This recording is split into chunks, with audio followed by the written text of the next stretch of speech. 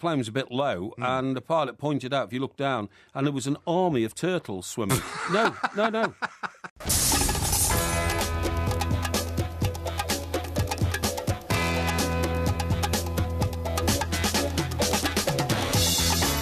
Good morning, I'm Mike Graham, he's Mike Parry. You're listening to the Two Mikes on Talk Sport. It's the big Mersey derby at the weekend, but one player's still wondering what he has to do to get a game for his country. Ross Barkley has spent the last 630 minutes on England duty sitting on the bench, and he doesn't know why. Exactly what has Gareth Southgate got against him? 08717 223344. We'll be finding out. Also coming up on the show, we'll wonder why Wilfried Zaha was the one that got away from England, and if Eden Hazard is heading for Real Madrid, exactly how much are they going to pay him? Plus, it's your chance to get some invaluable advice with Ask Porky. Could be advice of a personal nature, could be business nature, could just be a sporting question you haven't ever had the answer to. You're listening to the Two Mikes with me, Mike Graham, and Mike Parry on Talk Sport.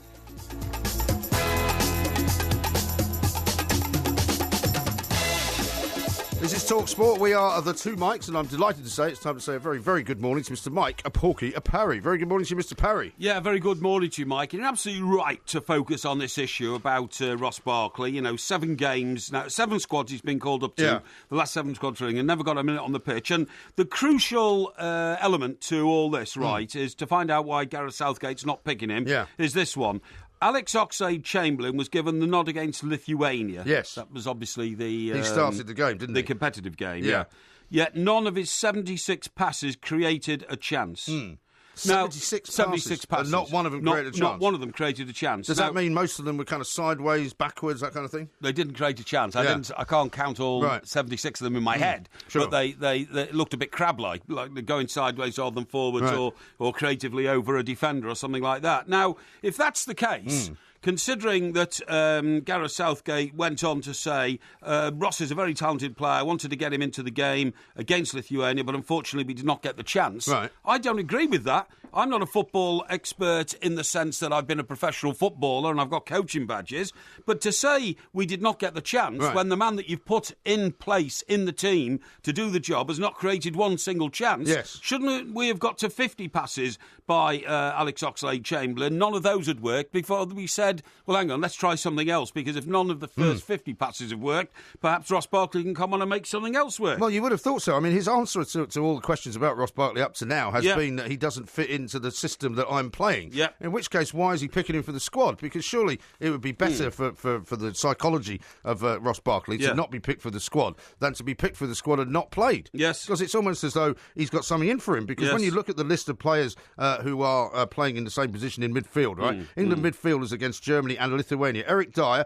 Dele Alli, Adam Lallana, Alex Oxlade-Chamberlain, Jake Livermore, Raheem Sterling, Nathan Redmond, Jesse Lingard, James Ward-Prowse. They all got some time on the field. That's right. He's the only one that didn't. And you're absolutely right, because Barkley's form, generally accepted, has been excellent for Everton this season, and the numbers back it up. Of the 10 midfielders Gareth Southgate named, none could better Barkley's tally of 7 assists in the Premier League, and no English midfielders got anywhere near his total of 67 chances created. Nathan Redmond is the next on 44, but none of that was good enough to convince Gareth Southgate to give him even a minute of international time, which is, I think, very demoralising. Well, it is very demoralising. He's got a massive game coming up at the weekend, of course, as you've been talking about, with Mr. Quinn, Liverpool against Everton. It's an early kick-off on Saturday. And, you know, what sort of state is he going to be in mentally, knowing that he's come off this international break without either being able to say I had a great game, or without having to say that I could have done better, just without saying anything other than just, I don't know why he's not picking me. Well, that is the good news. The good news is that Ross Barkley's refused to be demoralised by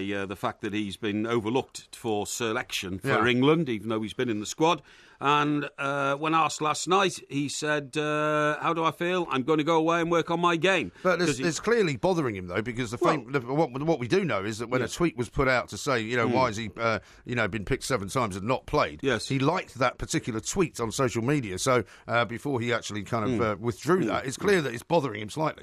Well, he's aware of it. He must be. If he wasn't, he'd be an empty-headed individual, and he's not. He's a very intelligent lad, and he's a good modern midfield player, you know, in his shape, you know, and his size and his and his fitness and his drive. And I described him yesterday as a powerhouse when we talked to Henry Winter. And I mean, he has had a sort of interesting season, though, hasn't he? Because he wasn't impressing Ronald Koeman at the beginning of the season, and he dropped him a few times, didn't he? Well, I think this is yet another indication of how well Ross Barkley's done. He started off lacklustre. And Mr. Koeman gave him a bit of tough love, didn't he? And he actually spoke out openly and said, well, Ross isn't doing it. He's got to try harder. He's got to get more into games. He's got to show me more that he wants it. And that's exactly what Ross Barkley's done. So I think it's a tribute not just to Ross Barkley, but to Mr. Koeman's management skills. And I should imagine Mr. Koeman is quite frustrated that he's, turned the boy round. He's gone off to the England squad, but come back as having to deal with the disappointment of not playing for England. I mean, if Ronald Koeman and Ross Barkley have a conversation sometime between now and the weekend, and Ross Barkley says to Koeman, why do you think he's not picking me? What does Koeman say? Because he can't have an answer for that, can he? Yes, he can. Mr. Koeman can say, do you know what? You have developed into a terrific midfield player, and I think Gareth Southgate is rather puzzled as to where he's going to put you in the team. Right. Because, funny enough, some people think he should play behind, the striker in a sort of number 10 role. I think he should play a bit deeper and be a bit of a Well, Harry Redknapp said, did he not, on Talk Sport, that he should play alongside Dele Alli? That's exactly right. Which would right. be a pretty good combination. Of course it would, and that is what I would describe as a powerhouse coming through and contributing not just opportunities and chances for the players around you, but going for goal yourself as regularly as you can, which he's very, very capable of doing. We've seen that happen at Everton in the past 3 seasons. Absolutely right. So we want to hear from Everton fans coming up to this weekend, but not just Everton fans, because England fans too, I would have thought would like to make the most out of the best players that there are available. And you can't really imagine why Gareth Southgate doesn't want to give poor old Ross Barkley a go. 08717 22 33 44 is the number. Should he be getting a game? And if he's not going to get a game, why on earth is he bothering to pick him? And perhaps our listeners as well could offer some sort of suggestion as to why Alex Oxlade-Chamberlain was picked. He's not in great form. He doesn't even get picked for Arsenal every week. No, he doesn't. 76 passes without any one of them creating any sort of a chance. Played the full 90 minutes and a bit of a mystery. I don't know whether the mentality there is what, I've made a mistake here, but I'm not going to sort of openly admit that I've made a mistake by holding the boy off. No, if Gareth Southgate had started him, Alex Oxlade-Chamberlain, not suggesting that, Gareth Southgate is being duplicitous in any way, but he might have said, I know that Alex Oxlade-Chamberlain is going to make a contribution to this game. I'm not pulling him off. I started him because he's going to make a difference, and I'm convinced he will before the end of the 90 minutes. But in fact, he didn't. Well, in fact, he didn't. And in fact, Darren has tweeted at the two Mikes. Yes. He says, I agree with Mike Parry. Even as a Liverpool fan, I believe Barkley is doing far more for his team than the Ox is doing for his. Yes, that's right. Which does seem to make much more sense, doesn't it? Indeed it does, yeah. But I mean, if Gareth Southgate is building a team and he's making sure that every game he plays, he's getting more and more used to the team that he wants to select. Yes. It doesn't look to me as though he's ever going to give Ross Barkley a game, because if the system he's using is one which doesn't work for Barkley, then he's never going to play him, is he? No, I totally agree. James Nash here sends us a message. He says, I thought everyone was slating Barkley from the beginning of the season. Now you say he's the best. Well, no, but we're saying it's a tribute to Ross Barkley that he started lacklustre and he has now developed his game into the point where he's being recalled to the international squad. But that's not good enough. I think he should go further. I think he should be playing. Yeah, well, there we are. And here's one from Steve, who says, if Ross Barkley hasn't played, then he won't go missing in the big game at the weekend. Everton have been very, very unlucky about, with the international break. I mean, because of the injuries to our two Irish players. Seamus Coleman, James McCarthy. And now, Ross Barkley having to deal mentally with this. Well, this is what I'm saying. Disappointment. I don't think that could be good for him. No, 08717 22 33 44 is the number to call us on. You can tweet us, of course, at the two Mikes. You can text us on 810 89. I've got a tweet here from Sam who says, I agree that Barkley should be playing, but hearing Porky moan when he doesn't is actually more satisfying. Yeah, well, you see, that's the bottom line. That's a very negative thinking, that, you see. You're not supposed to be worrying about how I'm feeling, right or wrongly. You're supposed to be wondering about how the country is benefiting or not benefiting from the presence or non-presence of Ross Barkley. Well, according to Steve, let's get that straight, shall we? The reason Barkley isn't being picked is because Lallana and Ali are better players. Simple. Well, Harry Redknapp seemed to think that he could play alongside Ali. He did, yeah. It doesn't have to be one or the other. But let's talk to Dominic King, a man who knows a little bit about Ross Barkley. He's a North West correspondent for the Daily Mail. Dominic, a very good morning to you. Welcome. Morning, gentlemen. Yeah, hi, Dom. So what's going on with Ross Barkley? Why is he continually getting picked for the squad but not getting a game? Well, it's very confusing. I mean, I thought he would have got some minutes in those 2 games. He deserved to be back in the squad. His form since the turn of the year has been excellent. Really, really impressive. Gareth Southgate's been to see him a couple of times, and he deserved his call up.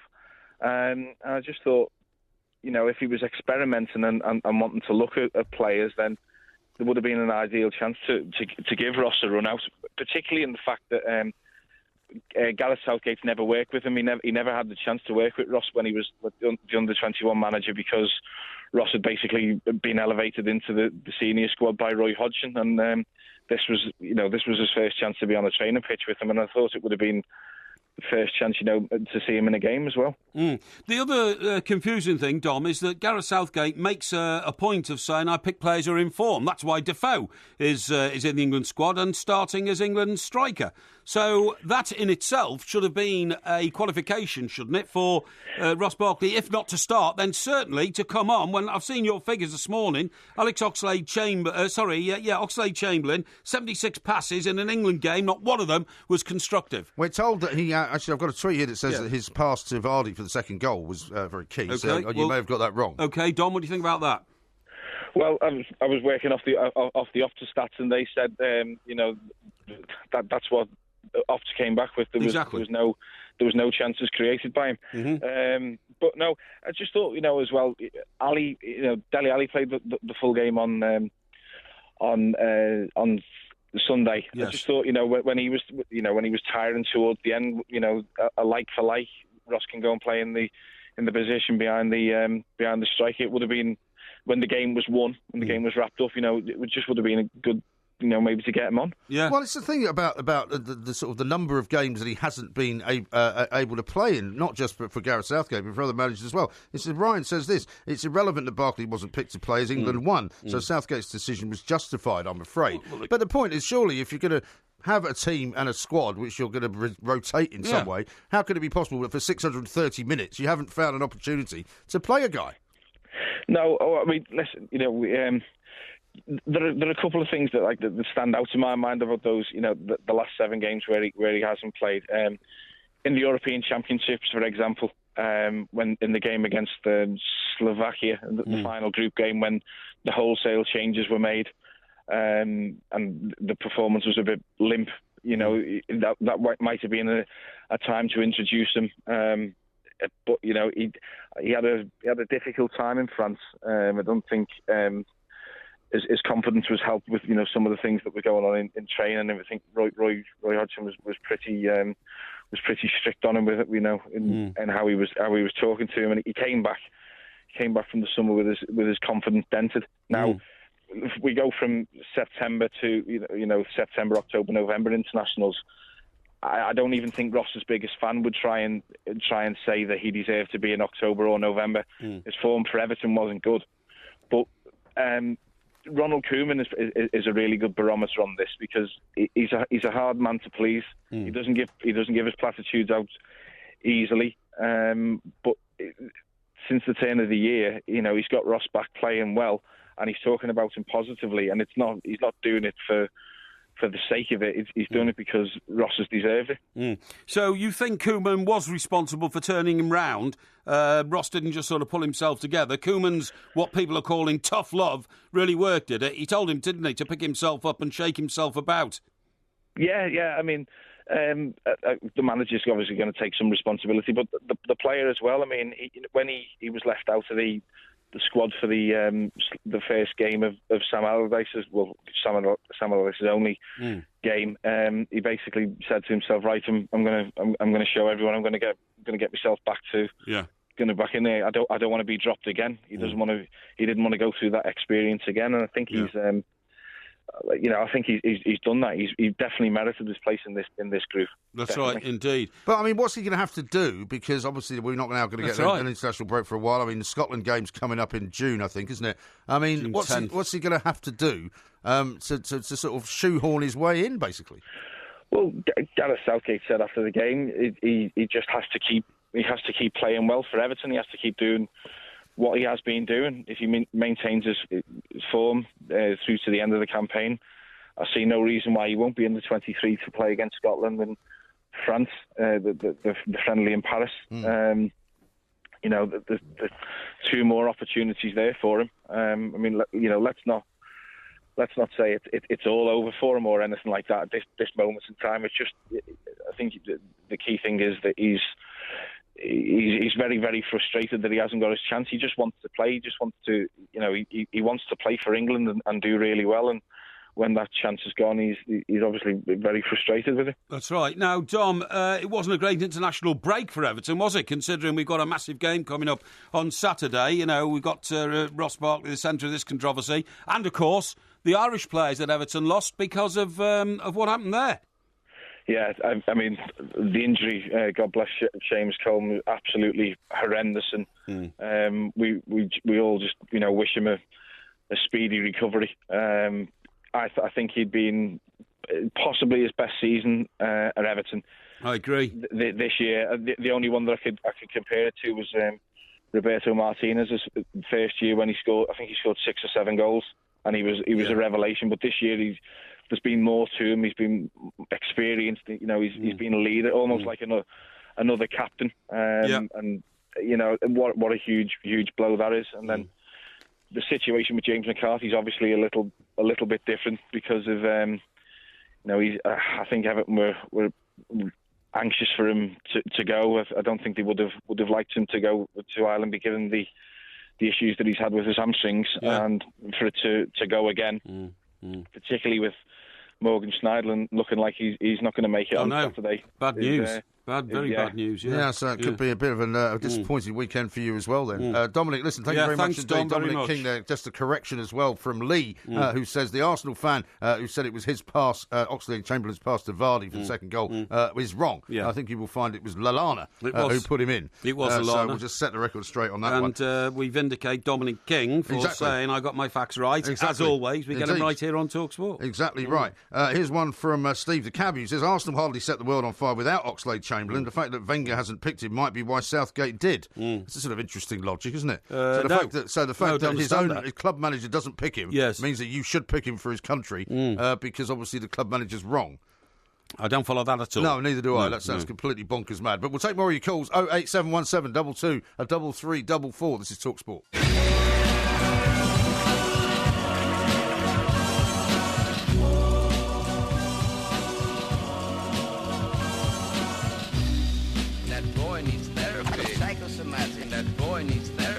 This is TalkSport. We are of the two mics. We're talking about Ross Barkley and why he's been picked to go into the squad 7 times for England and not managed to get himself a game of any kind, to get into the pitch at any time at all.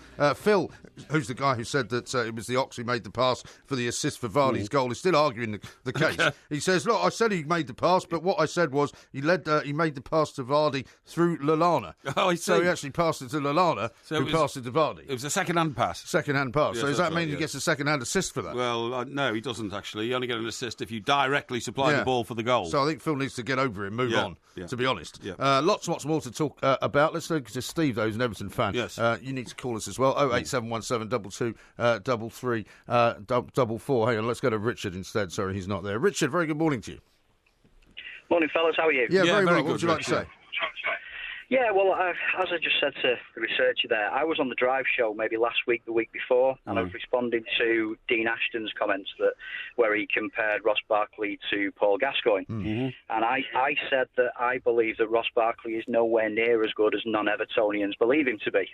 And it obviously caused quite a bit of division amongst the Everton fans that night. I stand by those comments. But I'd just like to add that I was generalising with the fact that we build up English players in particular far too much. Now, Ross Barkley is, in my opinion, a good to very good Premier League player. He's not a world-class player. He's not a great player. He is nowhere near as good as Paul Gascoigne, nowhere near. And I just think that by making comparisons like that, A, you put him under unnecessary pressure, which he gets a lot of anyway, because us Evertonians are quite demanding, as Mr. Parry will agree with. B, it's going to cause people to boo him unnecessarily, which is not Ross's fault. It's not his fault that he's not as good as Paul Gascoigne. And C, it's going to be seen, the lad, to be viewed as a failure by making comparisons that are unfair. But isn't it also likely that he'll be seen as a failure if he keeps getting picked for the England squad but doesn't actually get a game?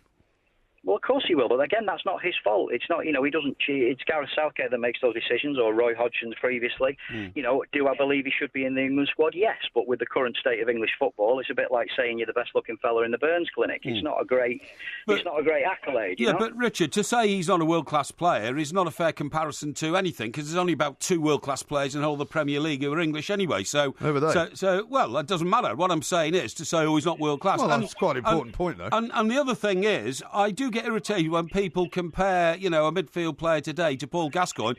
Paul Gascoigne completely wasted his whole career. Gascoigne, wasn't even on the pitch when the only medal that he ever, picked up, an FA Cup winners' medal, was awarded to him later in hospital because he was reckless with his own life. And Ross Barkley's not. Ross Barkley's a dedicated professional. He's not reckless with his own life, and he deserves the rewards for his application. But I think the point is that, while I take your point that you don't like him to be compared in that sense, exactly. But by the same token, it's not fair to compare him in terms of the skill level he's got, because he's not as skillful as Gascoigne was. Well, it doesn't matter. Gascoigne was a less effective player than Ross Barkley because he wasn't able to hold his game together or his life together over a period of time, which allowed him to have a great career. Well, very Ross possibly Barkley will have a great career. Very possibly so. Let's talk to Steve, who's also an Everton fan. Richard, thanks very much indeed for that. Steve. Hiya, boys. Ross, 1 o'clock back 12 months ago, Ross had a club manager that was overhyping him, and he was playing in an England team that every time the ball went astray because of him, the manager come down on him like a ton of bricks, and that affected him. And now he's getting picked for the England squad, and he's not getting a game. And I can only compare him to, not Paul Gascoigne, but 1 o'clock back about 20 years. Matt Le Tissier was loved for his club football, but he was never really appreciated at the England level by the manager. And I feel as though this could be happening, the same situation could be happening with Ross. Club football, he's brilliant, but like Le Tissier, he won't get a kick for England. And that's who I'd compare him. Do you think that's a sort of an attitude situation then? Do you think it's, I don't know, it's the fault of the managers for not recognising the type of players they are? No, to be fair, I blame Martinez and I blame the England manager last year for the situation that Ross found himself in. And we've got a great manager at Everton at the moment, and it was tough love for him. Koeman came out and publicly criticised him and said, "Listen, if you want me to pick you, you've got to start performing," and it worked. Yeah, it did. He's been sensational since Christmas. I haven't seen a better player in the Premier League than him. Do you know what, Steve? I'm biased. I'm going to say that. Yeah, well, I am as well, and I think Ross Barkley will develop. It's a shame that he's been knocked back internationally, but I hope that doesn't affect his Everton role. Le Tissier was very different. Le Tissier wanted to remain, a giant amongst minnows at Southampton. That's why he stayed there, and that's why it was so difficult to put him in an England team, because you didn't really know how good he was, because the rest of the Southampton team he played in, wasn't up to his sort of standard. But the position with Ross Barkley is that you don't say, well, Ross Barkley's so unique that, you put him on a bit of paper and then build a team around him. Ross Barkley's a team player. He's proved it. And he should have got a chance in the England team, considering the way that the rest of the England team played. It's almost impossible to think that an England manager who sat out 90 minutes of a dull and drab game with the crowd murmuring slowly about how dull and boring it all was, couldn't bring on a player who, if nothing else, Steve, has got explosive power to change a game, whether it's a run or a burst or a shot or dynamic energy halfway through the second half, and it's a little bit difficult to understand why it didn't happen. Yeah, and to be fair, the way our luck went over the last weeks with the players representing the countries, I'm glad he didn't play. Yeah. Well, given all the injuries, you're absolutely right, Steve. Let's talk to Paul, who's a Leicester fan. He might have a slightly different perspective. Paul, very good morning to you. Good morning, boys. A few little bullet points. What gets overused by certain English journos, whatever, to grab something, i.e. world-class, record, sensational, i.e. stuff. And what we do, we kind of put that into little segments. I'll give you just a scenario. I'm an England fan as well as England. Harry Kane, last summer, he had 0 in the mentality tank, 0 physical. And he played all 3 games, 90 minutes. Now, for example, he scored 1 more goal than Jamie Vardy. Now, was he played there? If Vardy had come top, would he have probably started? What I'm saying is, I want money or whatever to be able to adapt of every scenario, whether it's the best top goal scorer that season, whatever, to certain games, and within certain games at critical points, and when we'll get on. But we keep going down the same old road. With the Ox on Sunday, people not saying, but you know what? It was nice without him. It was 100% fit and ready to go. Not probably a Wiltshire or something. That's, at least that's a start. We've got to move on from that. We've got to categorise everything as world class. He's our record cap holder. Well, because of that, by definition, it's towards the end of his career then. But you've got to come back from everything. Yeah, but it's all. I mean, Gareth Southgate has this mantra: current form will count, and if current form counts, Ross Barkley should have had a game at some stage. He should have certainly played some minutes. Yeah. I'm not really arguing. Yeah, I agree with you. I agree with you. You know what I mean? Yeah. That's what I mean. That's what I mean. Totally. I just mean the rounded point. Everyone's saying about at the minute. That, Harry Kane's going to start, and I'm thinking, well, what do they mean then? In 15 months' time on game one in Russia? Yeah. And he's you're 15 months away from it, and I don't mind him. So what they will base that on then? On a team of formation with him the best, the best tactics for him to start. But it's almost like, well, he's got to start. So if it comes up to it and say don't start, it's going to be a mass hysteria against. Do you understand what I mean? Wouldn't it be better, Paul, if we went down the route of what Spain did and what Germany do, which is basically to have a system, and whoever happens to be fit plays inside that system, and they don't have a team which is based around individuals or a preconceived plan, and you just have a plan, and whoever manages to fit into that role plays on that given day. It seems to get them all right, don't it? Because it's like it's got more respect. It's like a sledgehammer to crack a nut sometimes, and that's kind of thing what I mean. And that's all I mean. I'm not knocking anybody. I'm a fan. I'm a fan of. They're not playing. It's England, and that's all I see. Okay. I think we've got to.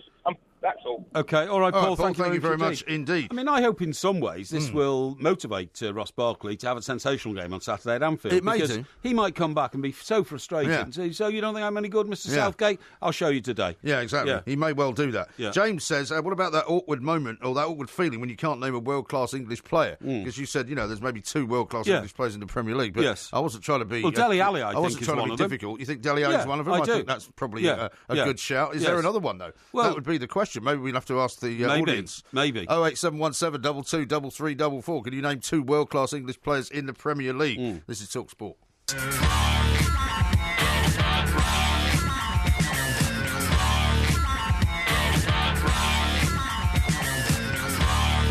This is the 2 Mics on Talk Sport with Wicks. Right now at Wicks, there's 3 for 2 on all decking and all wood care. That's Daft Punk, you know that?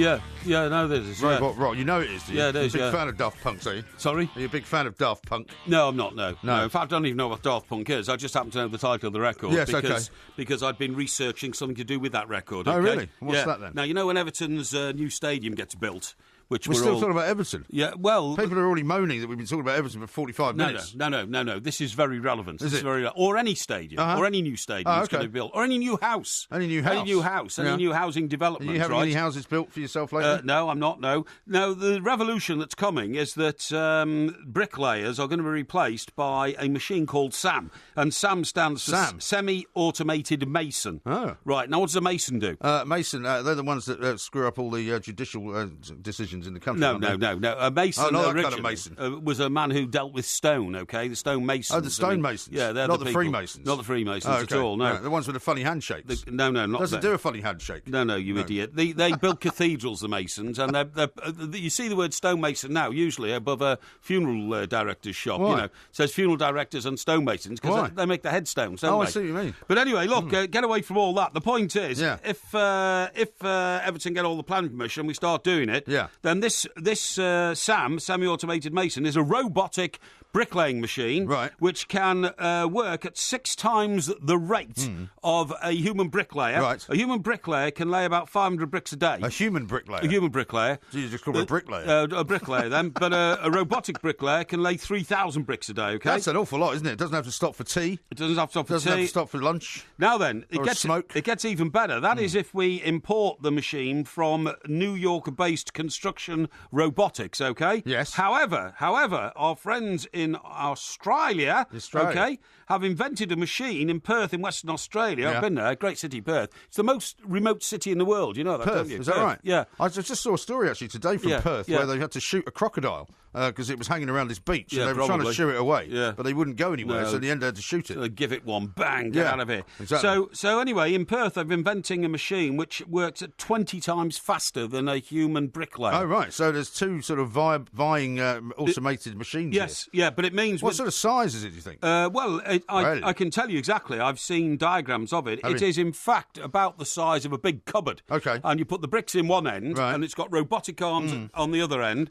One robotic arm picks up a brick. Yeah. The other robotic arm puts the cement on the top of the brick. Trowel, yeah. That's right, absolutely. Yeah. And then lays it on the previous brick, which already has cement on top of it. You see what I mean? Yeah. And I presume it would have to only be able to do it in sort of fairly strict lines, not right? at all. Not at all. Can it go around corners? Go round corners, it can go up and down, it can do anything you want. Presumably you have to program it to do those things. Well, every machine needs two operators. So you know, a team of 10 bricklayers can be replaced by 2, plus Sam, the robotic machine. Yes. And the reason why it's foolproof is because, of course, the walls it is building have laser beams focused on them from this machine. Laser beams? Yes, to make sure that they're going up straight. Oh, I see, right. Yeah, to keep them burning down. But it's a fantastic development. Now, as usual, of course, you'll get the people who were around in the 17th century, the wreckers, who want to say, well, this is putting everybody out of work. You mean the Luddites? The Luddites, that's the ones. The wreckers, the Tolpuddle martyrs, all these people, you know what I mean? Well, isn't it true to say, though, that we have a shortage of bricklayers in this country? We have because I've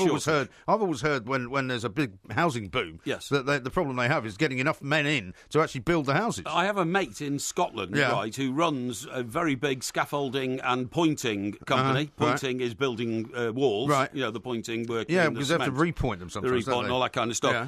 And the members of their company regularly have to go out to Eastern Europe to try and recruit bricklayers for the amount of work that sometimes I guess the problem is, along. if you are a bricklayer, you know, it's not seasonal exactly, but it might not be a job that you can do, you know, round the clock, the whole year, because if there's a shortage of houses, then you're busy. But if there isn't, suddenly if there's a glut of houses, then you're idle. That's right. Now, it also could reduce the cost of housing, because to rent one of these things, 6 bricklaying machines would cost you £16,000 a month. Right.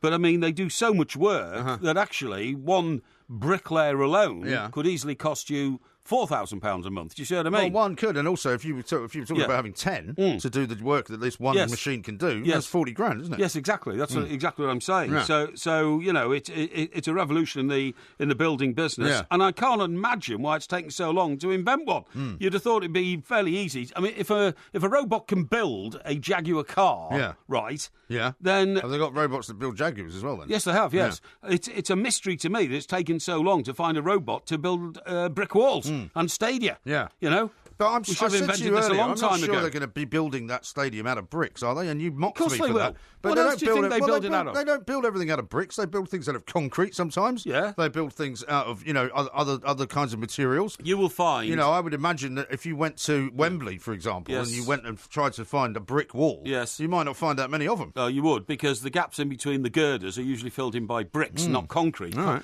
Concrete is okay...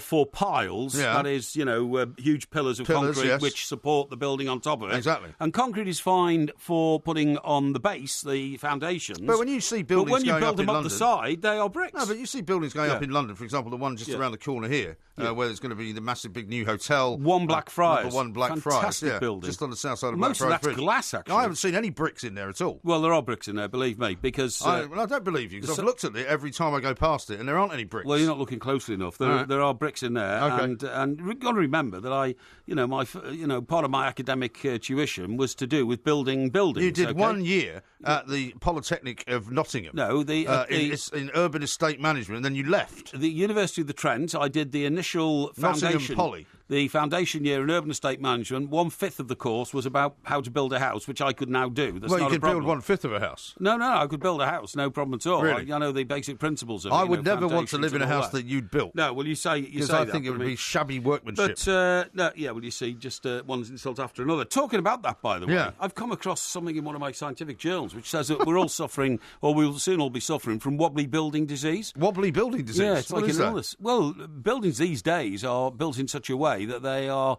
designed to cope with wind resistance and that sort of stuff, OK? Yes. But it means the buildings sway more than they ever have done in the past. Buildings have always been sort of built with a bit of easement to the wind, but the wobbly building syndrome means they oscillate so fast that it gives you vertigo just living in them. Well, I mean, I remember being up at the skyscraper that was the World Trade Center, before it was... Windows in the World. Windows on the World, but up at the top of that, the building actually swayed. Yeah, it did, If you went into the bathroom, Yeah. if you looked into the toilet, the water in the toilet was moving from side to side. Yeah. It's absolutely incredible. You've got a few tweets on your robot builder. Oh, yes. Just how big is a big cupboard, says Kelly. Well, it's about the size of... Think of a combine harvester. That's a big cupboard. And cut it in two. What? Yeah, cut it in Nobody's two. got a cupboard that big. No. Think of a combine harvester and look at a combine harvester. Cut it in two. That's about the size of a robotic building machine. Well, you said it was the size of a big cupboard. Well, it is a big cupboard. That's a giant cupboard. Well, you know what I'm talking about. Wendy says this: the robot brick builder won't wolf whistle at the ladies. Well, that's that's a bit of a sexist comment there, but I mean, well, she's a woman, so she's allowed to say that. Okay, well, if that takes away some of the aggravation of the man in the street, the workman in the street, then yes. Well, I think it's more taking away pain from women. Actually, yes. Biggish says this: I just switched on, and Mike Parry's talking about robots and laser beams. Yes, that's right. I am. Yeah, because that's the way you can do it. I mean, this can be applied to any sort of building in the world.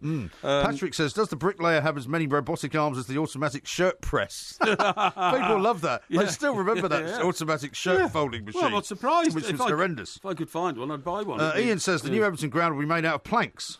Oh, yes, that's very funny indeed. It's not. In fact, the Everton ground is going to be quite a construction wonder because they're going to have to build over. Is it going to have any features which other stadiums don't have? Like I think so. Cantilevered bits and pieces. Well, I think you'll find the foundations will be very interesting because they're building over what was formerly a dock. Right. And so, as you know... Oh, so will it be over water partially? Yeah, I think so. Or if not, they'll fill in the bits that were water and then build a stadium on top of that. They could do that because that's what they did down at Canary Wharf. They reclaimed loads and loads of the old Docklands water and just basically filled it in. That's absolutely right. And built on it. If you look at, for instance, at the City Airport in Docklands, I mean, most of that was water. It was. Which had to be sort of built in to build a runway on it. Right. And that, down at my place on the south coast, Gunwharf Quays, that you've been to, right? Well, very briefly. What do you mean briefly? I was only invited there for about an hour under the guise of supposedly staying the night.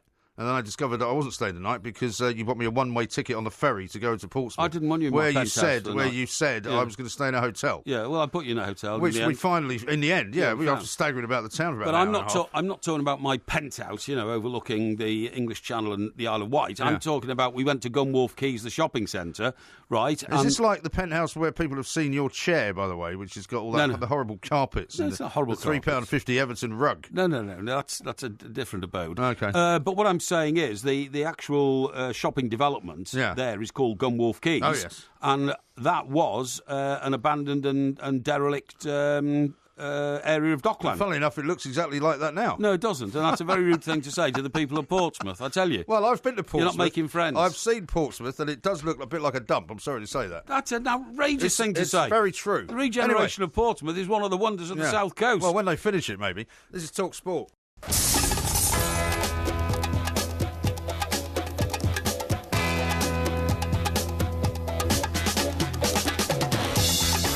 Good morning, I'm Mike Graham, he's Mike Parry. You're listening to the two Mikes on Talk Sport. We've been talking all about a bricklaying robot, which Mr. Parry seems very, very keen on. We've been talking about the new building of Everton Stadium, which some people are saying you seem to know the plans of without any actual drawings being published yet, which is quite remarkable. And there's, some people don't take this seriously. Somebody says, I heard Porky say he could build a house. Would that be the house that Jackass built? Very good. That's a bit harsh, coming up in this hour, don't forget, we're going to talk about Eden Hazard. Is he going to go to Real Madrid, and what will that mean to Chelsea? Could be 100 million quid's worth of funds coming their way. I'm going to ask you about the new pound that's coming out as well. You're listening to the two Mikes with me, Mike Graham, and Mike Parry on Talk Sport. Have you got one of these new pounds yet, by the way? No. They're out today. No. I thought a man of your means No. and a man obsessed with money as you No. are No. would have found yourself there. You know how many they're putting out? Something like 23 billion or something like that. How long have you got to trade in your old pounds? I don't think they're putting them out of business for a while. I think it's going to be a process of elimination, you know. I've got about £1,000 worth, I think, of old pounds. What? Yeah. Where? I chuck them into jars to save them, and then I sort of... Well, what are you going to do with them? Well, I pay them into sort of charitable things. You can take them into, like, shops. What, like a jar full of coins? Yeah, that's right. Yeah, they take them. Yeah, I've got about... What did you do that for? I've got about 500 quid's worth of £2 coins in a big sweet jar. You know what I mean? Yeah. What's your address again? Sorry, no. I sometimes give them away to people if I think it's a worthy cause. What, you mean somebody turns up at your door and you say, here, take this away with you? No. This massive jar. No, but I have given them away to charities and things. Really? You know, yeah, sometimes do it. Well, you just walk into a charity shop and go, here's a big jar of money. I have done that in the past. I've said, can I help? And does that make you feel good, does it? On one occasion, a friend of mine who ran a bar, I gave him one, and... you had to guess how many pound coins there were in it. And, to then win the pound coins? Yeah, exactly. Well, how is that charitable? Well, because, it raised so much money with people guessing how much was in it and all that you mean people would put money in? Yeah, that's right. Yeah, absolutely. Yeah, right, okay. yeah, to pay. Yeah. How about this one from Dave in West London? Mike, surely if this bricklaying robot was that good, Donald Trump would have commandeered one to build his wall down in Mexico. Yeah, absolutely. Somebody here said that Forest Green are building a new ground, right? They're a Vanarama Forest Green, yes. Club. And it's been built out of wood. I mean, when you said could they build it out of planks? Well, there's an awful lot of people who are actually agreeing with me that hardly anything these days is built out of bricks. And in fact, there are quite a few pictures of the building that we were just talking about, number 1 Blackfriars, which has got no bricks in it at all. Well, of course it has. Don't be ridiculous. It has not. There's a guy who says that he's a concrete mixer, right? Oh, is he? And he knows... he's a concrete mixer, or he mixes concrete? He's a concrete mixer. Concrete mixers actually inanimate objects. No, not necessarily. If he's a man that mixes concrete, he is a concrete mixer. Yeah, go on. And he says he knows about these things. I'm going to find the tweets in question. Well, and he's saying basically that most modern buildings now are made of concrete. They're hardly at all built with bricks. Modern buildings are not football grounds or houses, so they don't apply. Because, for instance, if you built a new hotel now and you were putting the gaps in the hotel for the rooms, you would then actually install the bathroom in one piece. Yeah, they come pre-moulded. They come pre-moulded. What, you mean the bath does, or the whole bathroom? The whole bathroom. Oh, right. The whole bathroom. So there's no bricks involved then? Walls. Well, yeah, and then you need bricks to put it in place. But, the walls, the shower, the bath, the fitments for the loo and everything are all pre-cast into a mould. Right. And then a crane comes and lifts them off the back of a lorry. Yes. And manoeuvres them in, and then some guy up there, pulls it in like it was a ship at sea, and then they fit it in, and then they build bricks around it, you see. How about this from Assad? He says, I agree, Mike, Portsmouth is a dump, and it doesn't come close to Newport in South Wales, which is a right grim place. Well, you see, I think this is terrible. I've been to Newport as well. I have to agree. Newport is not a nice place. I agree about Newport. But although they've got the Celtic Manor up on the hill. Celtic Manor's I always beautiful. wondered what it would be like for the guys who came to play in the Ryder Cup. Yeah, if they went into Newport. When they decided to pop into Newport for the night. Portsmouth is an up-and-coming town. I mean, it's got Gunwolf Quays. It's a navy town. Look, to be fair, it's a rough and ready town because it's an old navy town. No, it's moving out from where it was. I mean, the centre of Portsmouth now is looking a bit dilapidated because the centre's shifted down onto the water where all the business takes place. So that'll continue to happen. There's also the most ghastly building that you've ever seen in Portsmouth when you get off the foot ferry. Right. I mean, so ghastly. Right. It should have been pulled down. I seem to remember there's a cab rank there when you get off the ferry. Well, there's not anymore, actually, because they built a new bus station, which is another part of the redevelopment. Right. It's rather nice.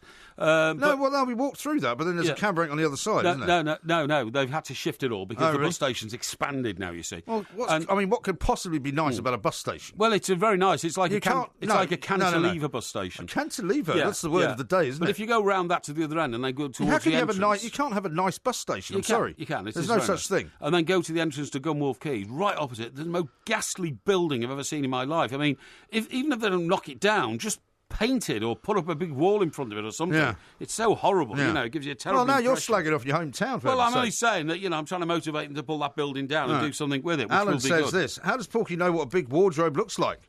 Surely having such short arms, he only needs a very small wardrobe. Oh, yeah, that's very funny, isn't it? Yeah. Or an outdated joke. Now Dan has sent an amazing picture in, right? Now, this is a machine that lays roads. Look at that. Let's have a look. It's like your bricklaying machine, but it's actually laying a road.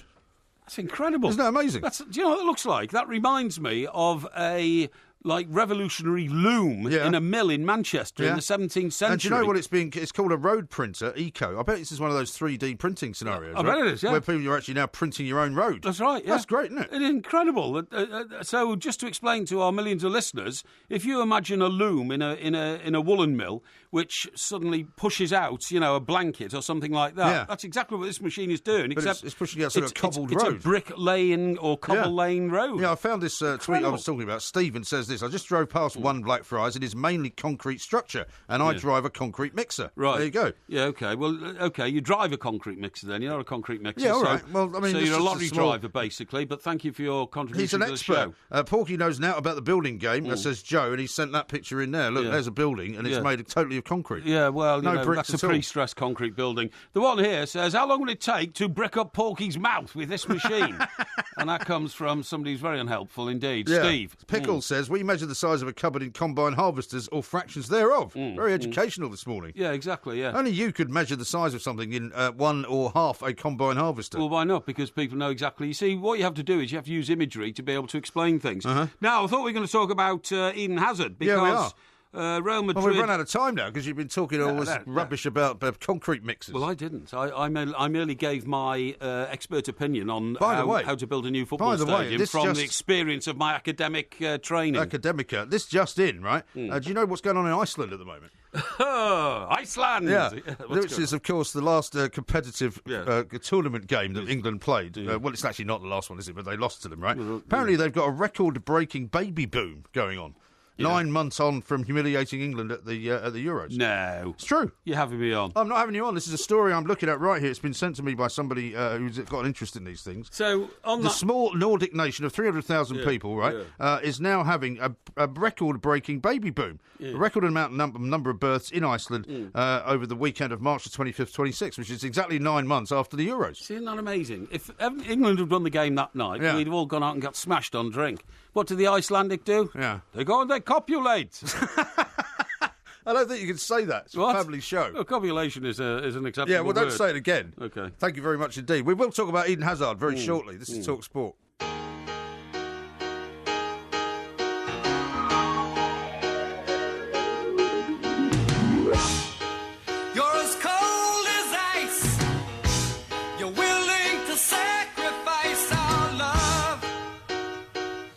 Now then, this is the Two Mites, of course, you're listening to here on Talk Sport, and we are with Wicks. Right now at Wicks, there's a 3 for 2 on all decking and all of your wood care.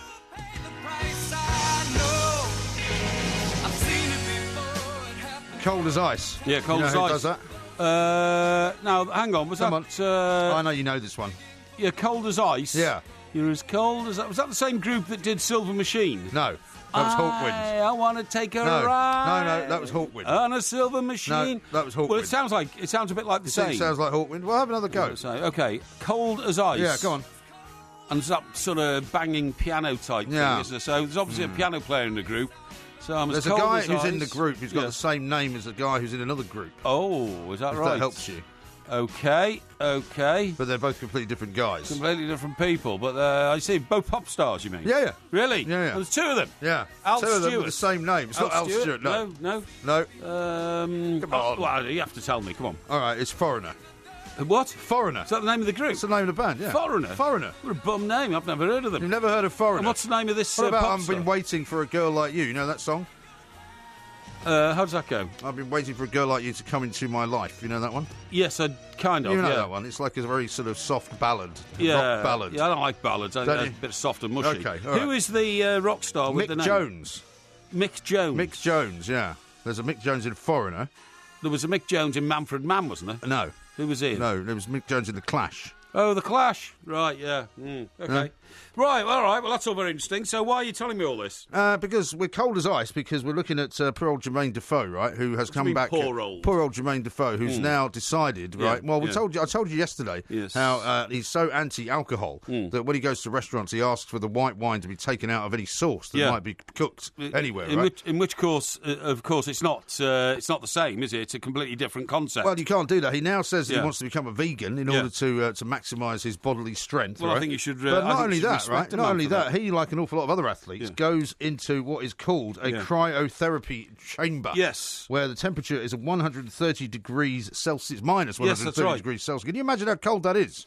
Well, I can, actually. It's cold as ice. It can get colder. Yeah, I should imagine it is. And the whole idea is to strengthen your bones, isn't it? And all this kind of stuff. And a lot of times when people suffer from broken bones, like poor old Seamus Coleman, part of the recovery period can indeed be to get into the old, this seems to have taken same sort of technology, really, as that chirogenetic thing that people go into in America. Don't you think this is taking it all on a step from, like, for example, Andy Murray, who talks about when he was at Wimbledon, he comes off after finishing a game of tennis and goes and has an ice bath. That's right, he does, yeah. So this is kind of taking an ice bath to the extreme. I suppose it is. Because if you get an ice bath, I mean, presumably the temperature is only just below zero, right? Otherwise it would be ice, wouldn't it? What? Otherwise it would be ice. Well, it is ice. No, it's not. It can't be ice. An ice bath? No. If it was ice, it was solid, and you wouldn't be able to get in the bath, would you? Yeah. Do you know what I mean? No, but there is ice in the bath. Yeah, there is, but it's melting ice. Yeah, but if you had cold water and ice, you would have to say the temperature would be about zero, wouldn't it? No, because it then would be hard and solid ice. It has to be below zero. You see what I mean? I'm not sure. Sorry, above zero. No, slightly above. Yeah. Well, anyway, never mind the technicalities. I can tell you, if you put ice inside minus 130 degrees Celsius, I don't know what would happen to it. Well, I have to agree. The point is that why you have to admire somebody who does this is because when you get to the age that Jermain Defoe is, he's 34. Jermain? Yeah, Jermain Defoe. He's 34. He's one of the Musketeers. Jermain. And he has to try and gain what about D'Artagnan? Yeah. All for one and one for all. What he has to do is he has to try and seek every tiny possible advantage that he can muster to make himself sharper than his fellow man, his fellow footballer. Yeah. And this is another means of doing it. As for the vegan, it's always amazed me that people like David Hay are vegans, right? David Hay is a vegan, He's a vegan, okay. Well, I presume he hasn't been a vegan for long, has he? He's been a vegan for a while. I don't know. But I thought that, part of the reason why you ate meat, and we've eaten meat since the days of the caveman, was to build up our bodily strength. And, Well, it's mostly for protein, isn't it? Meat. Protein, stamina, all that kind of stuff, you know what I mean? And yeah, of course, Paul McCartney hasn't had a beef burger or a steak for about, 50 years. No, not 50, about 40 years. Right. Because he became vegan maybe 50 years is right. No, 40, because what happened it happened after the Beatles when he met Linda, and they were sitting in their farmhouse down in Rye, which is in Sussex, not far from you, really. Not far at all. And, I told you about the time his band came into one of the restaurants in the town. You told me, yeah. And he was... He mocked me. I did indeed, yeah. And he was looking out the window into the fields, and he'd just written a song which said, "One horse, one sheep, going to get me a good night's sleep, looking for a home in the heart of the country." I wish you wouldn't sing at this time of the day. Anyway, he was... But hang on, you're talking about from the 70s on, so it's nearly 50 years. Well, yes, it is. It's 40 years, right, to 2010. Yeah, well, you might be right. 45 years, say. 45 years. Yeah. So, anyway, what happens is he's eating a bit of lamb, actually. And then he looks out into the field and he sees little spring lambs who are... Gambling and jumping. That's what they do. They gamble. They gamble and jumping over hedges and things and having lots of fun. Jumping over hedges? Yeah, jumping over hedges. These were superhuman lambs. Well, no, not really. No. This is the lamb of Grand National. Well, they were jumping over little cloughs of grass, really, because they're only small. They wouldn't be jumping over hedges. No, and they wouldn't know. And he said to himself then, "I can't eat any more lamb because those little lambs..." A lot of people actually become vegetarian because of lambs, because the lambs look so cuddly and vulnerable. Yeah, that's true. And they do happen to taste awfully good. Yeah, they do, yeah. But when you put the two things together, sometimes people don't want to eat them anymore. Yeah.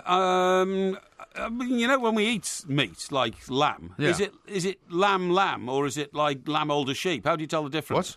How do you tell the difference between a spring lamb, which we don't want to eat, and a knackered old sheep that's a bit older that we don't mind eating? Well, no, sheep is mutton, right? Mutton, that's right. why you get the phrase mutton dressed as lamb. Mutton dressed as lamb. Which is a way of describing somebody who's pretending to be a bit younger than they really are. When I go into Morrison's, right, and I say, "Give me that huge leg of lamb," right, massive one, it's about, Who do you address that to? The guy behind the butcher's counter, I and I say, "Give me that." And please. Yes, that's right. I always say please, yeah. And he gives me that. And is it from New Zealand, is what you're asking? Well, it might be Welsh. Might be Welsh lamb. Do you know, I actually had a slight tinge of guilt once because I went to a local butcher. Once. A slight tinge of guilt once in your life. Well, I mean, in terms of... Sorry, was this when you shipped your children off to America, or your mother shipped your mother off to America? It wasn't then either. No, this was about animals I'm talking about. Because what happened was I went to a butcher's, which I use quite locally down in Sussex. It's a very good butcher's, they're a very small place. Yes. And I asked for a leg of lamb, right? Yeah. And he took out what could only be described as 2 legs of lamb, but they were still joined together. I see. Do you see what I mean? So there was a knuckle at the bend, so to speak. Well, no, it looked like the back end of a lamb. Oh, I see, yeah. Which kind of put me off a bit. Well, it is the back end of a lamb, unless it's the front leg. Did you ask for a front leg or a back leg? No, but the point is that when you see them together... Yes. Then you realise more than what it is. Well, I mean, look, that's getting a bit sort of like, walking into, I don't know, Sainsbury's and saying, give me that fish. Because, of course, sometimes when you order a fish, it is a fish. It doesn't come in a packet. Exactly, it is a fish. Well, what do you mean when you order a fish? Well, when I buy fish, it's always a fish. Yeah, but it's got eyes and everything. Yeah, eyes and a head, and a tail. Yeah. Well, I couldn't get through that. All the fish you buy is in a box, isn't it? It is, yeah. It's usually fish fingers. Right. Or cod in cod steaks, cod in batter or something like that. But why can't you buy the real thing? Well, I would sometimes if I felt that I was partial to it, and I do sometimes. I buy... That's a great one here from Ben. Yeah. Ian, sorry, he says, Porky could be a vegan. He hasn't eaten real meat for ages. That's a bit harsh. Which is true. That's a bit harsh. Oh, no, I did. I mean, about 2 weeks ago... Yeah. You see the time, by the way? Yeah, don't worry about the time. No, I'm worried about it. About 2 weeks ago, I went into, I think it was Waitrose. Yeah. And I bought I made a bit of a mistake, actually. I said to the guy, have you got a decent joint of fillet? What's the problem? We haven't got time for this now. No. And you gave it later. And I don't like arguing about price, in case people think I'm poor. So... So I just... No, seriously. What, because of the way you're dressed? No. So I said, yeah, I'll take it. And it was 53 quid. It's huge. How big was it? Oh, it was massive. I mean, it lasted me for about 10 days. Like that thing they put on the side of Fred Flintstone's car. It was, yeah. Anyway, we'll come back to that. We still haven't talked about Eden Hazard going to Real Madrid, for heaven's sake. This is Talk Sport. Absolutely, yeah. Now, still got plenty of tweets coming in at the 2 mics. You can follow us on Facebook as well, actually, because we might do Ask Porky on Facebook Live today. I don't know. What do you think? Yeah, I think we will. I think we should, Ryan says, yes. if Defoe's turning vegan, then he can't wear leather boots or kick a leather football anymore. Well, now, that's an interesting point. No. Our football's actually made of leather anymore.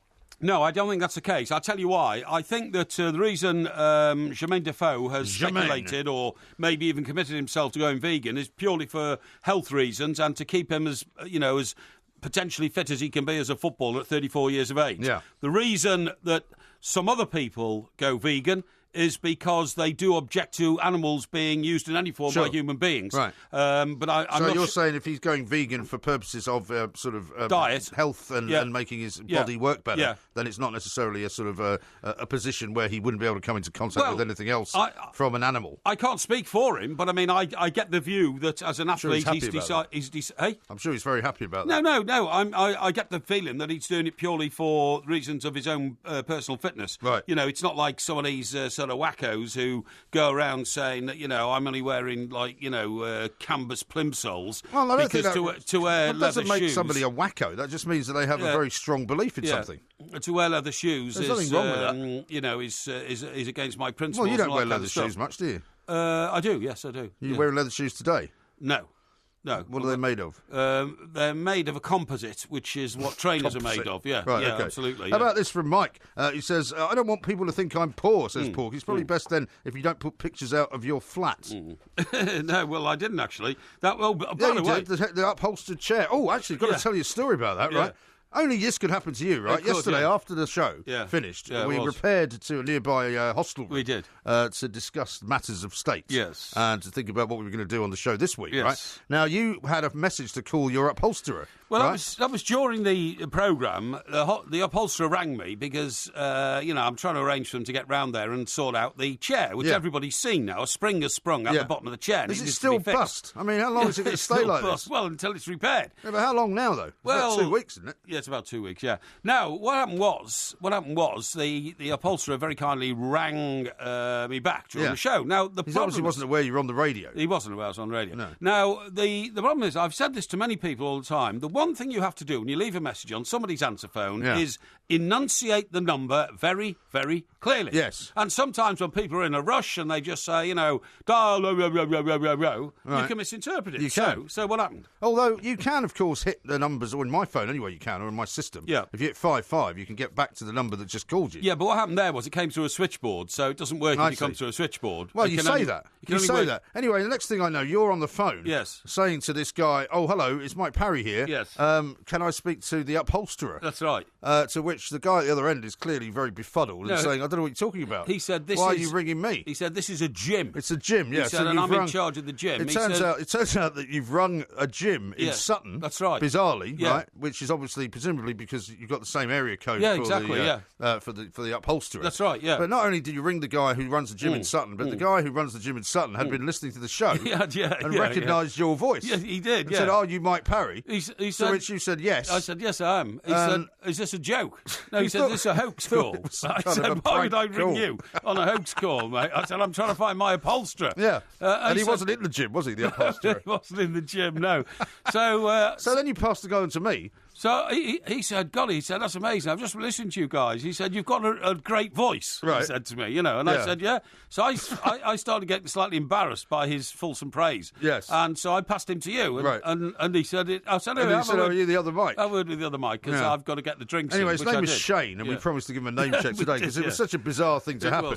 That you were trying to ring an upholsterer, who I presume you still haven't got to speak to. Yeah, I spoke to the upholsterer later. Oh, okay. All is well, and he's completely on top of the job. So he's not upset that you turned up at your house and you weren't there? Not at all. No. That's just that was just a mismessage type thing. Okay. All right. Good. Yeah. Now, how about this from Russ? He says, "Please inform the clueless Parry that a bath of ice and water will maintain a steady temperature of 0 degrees centigrade, and to lower the temperature, you simply add salt." Presumably, you mean to raise the temperature, don't you? Yeah, I think so. If you put salt in it, the temperature goes up. Yeah, because it melts, doesn't it? That's why we put salt on the road to get rid of ice. So the temperature doesn't go down. So I'm not sure we should take Russ's word for that. No, that's a bit of a clueless message. Thanks, Russ, but we don't need clueless message on this show. All right. Ryan says, got enough clueless elements to this show. How big was that? I.e. MG. How big was that leg of lamb? Could you please answer in combine harvesters? It wasn't actually. It was a joint of fillet, and it was massive. I didn't know what to do with it. When you say fillet, you mean steak, right? Yes, fillet. But I mean, not fillet steak. I said, have you got a joint of fillet? He said, what's a joint? I don't understand what a joint of fillet is. Do you mean a joint of beef? Yes, beef, yes. It's not fillet. No. Normally, he would have chopped it up into fillet steaks. And I said, no, don't do that. Just give me that big piece of fillet. That's fine. I'll cook that. But then again, it took, ages to cook. And when it's so big, you can't coordinate the cooking of the outside of the meat with the inside of the meat. You could have cut it in half. I could have done, I suppose, yeah. So Dr. Tim says, when you buy a fish, you often get a fish. Yeah. Confucius is alive and well. Yeah. He says you're something of a philosophical genius. Now, let's talk about Eden Hazard. Yes, because indeed. We haven't managed to do that yet. Eden Hazard, according to an awful lot of the papers this morning, may well be off to Real Madrid. Well, I mean, one particular newspaper is saying, go for Hazard, Real will test Chelsea with world record bid. Real Madrid have launched Operation Eden Hazard. Yeah. It'll take a world record fee for them to have any chance of signing the Chelsea star. It remains to be seen whether Chelsea's resolve to keep the Belgian will weaken if an offer above world record £89.3 million which was paid for Paul Pogba, is tabled. It means we could be on the verge of the first £100 million we could indeed transfer sum. But was he not supposed to be going off to PSG at one point? When Jose Mourinho was still there, yes, and it appeared that he wasn't getting on terribly well with Eden Hazard, and Hazard was not thought to be playing for him, that there was a suspicion that he might be happy to leave and head back to the continent, as you would call it. Yes. But, I mean, I suppose Real Madrid's a slightly different kettle of fish, isn't it? Well, you see, I think that's a very interesting debate, really, because if Chelsea are going to turn out to be a team that dominates the English Premier League for 2 or 3 years under their, very impressive manager, Mr. Conte, why would Eden Hazard want to go to Real Madrid? I mean, is Real Madrid such an attraction to a footballer Real Madrid, yes. in iconic terms? Sure. In iconic terms, absolutely. And I mean, you say my life's ambition is to play for Real Madrid. I would think for an awful lot of footballers that would have to be the case. Well, yes. I could see it was that for Ronaldo, for Gareth Bale.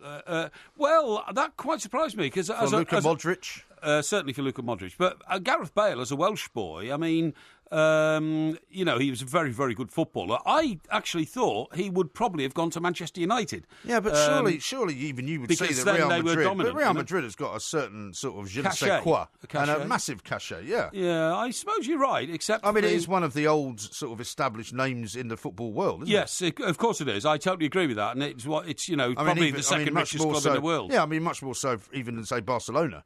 It's got a certain. I'm not sure about that. I think it has. I'm not sure about that these days. After the last decade of Barcelona, it's a different flavour, isn't it? It all emanates, doesn't it, from Di Stefano and that sort of era. You know what I mean? When and their white strip is so iconic and all. And that it's kind the of whole stuff. royal thing as well. The royal, Real Madrid. Yeah, you're absolutely right. So yes, I can see all that. But and when you consider that Chelsea are still very much a sort of new club in the sense of the establishment of Europe, it's true. They are. I'm always amazed when I go to Stamford Bridge how small it is. Well, yeah, that's historical, and they're going to change that. They've got plans for a massive new, a fantastic new stadium, which will, be more suitable to a team that have won the European but as of now, yeah. if you were to compare going to the Bernabeu and going to Stamford Bridge, it's a very different experience, isn't it? Very different indeed. But they've been plagued by planning restrictions at Stamford Bridge and all that kind of stuff. The problem is Eden Hazard is Belgian, right? Yes. Now, I suppose anybody growing up in Belgium who is a footballer doesn't have any actual national ambition to play for a Belgian club. Because Belgian clubs are not very big, are they, in a sense? Some of them have been around for a while. Well, they're very average in terms of European power, the European power game. So then you have to say to yourself, where would I want to start? If you had the choice, which Hazard presumably does, because he literally is a world-class player, he's one of the best players in the world, he could then choose... And this is no disrespect to Chelsea, but Manchester United, amazingly, still attract players because they are Manchester United, even if they're not even the Champions League. And they are still the biggest, by money means, the biggest club in the world. That's right. So what would Hazard have as a choice? Manchester, if you can have any club you want on earth, Manchester United, Barcelona, Real Madrid, that would be it, wouldn't it? You wouldn't want to go to Germany, would you? There was a time. I suppose Munich, if you're Belgian, very possibly. I mean, there would be. I think the Milan and Juventus clubs still have a certain cachet in Europe, even though they're no longer as big as they used to be. Yes, and not as dominating. But there's a sort of. There's a very romantic feel to going to Juventus or going to play in Milan, isn't there? Well, the old lady, as Juventus is known, in Torino, it has a certain iconicness about it, but not for a long time. But I think the reason when they last won the Champions League, Juventus was well, they've been in the final a couple of times recently, haven't they? Was it but they haven't won it for a while. 8 years ago? They haven't won it for a while. But when you think, the last Italian club that won it, I think it was Inter when Jose was in charge. Yes, it would have been. Yes, but the bottom line is, in the end, I think the Premier League has become sort of falsely the destination for a lot of these players. Yes, because there's so much money here. That's absolutely right. So instead of playing in Italy or in Germany or in Spain, they come here. That's absolutely right. Now, let me point this out to you. Well, you can't yet because we've got to stop. No, don't even worry about that. I am worried about it. Don't worry about it. You'd have to worry about it. Gareth Bale, Cristiano Ronaldo were both transfers to Real Madrid for over 80 million. Yeah. But then it drops way down. Luka Modric, 33. Yeah. Alonso, 30. David Beckham, 24.5. Well, that was quite a long time ago. There are some clubs in this country which are paid a lot bigger in transfer fees. Oh, look at Pogba. Yeah, exactly. But we'll talk some more about that coming up. We are the two mics. This is Talk Sport.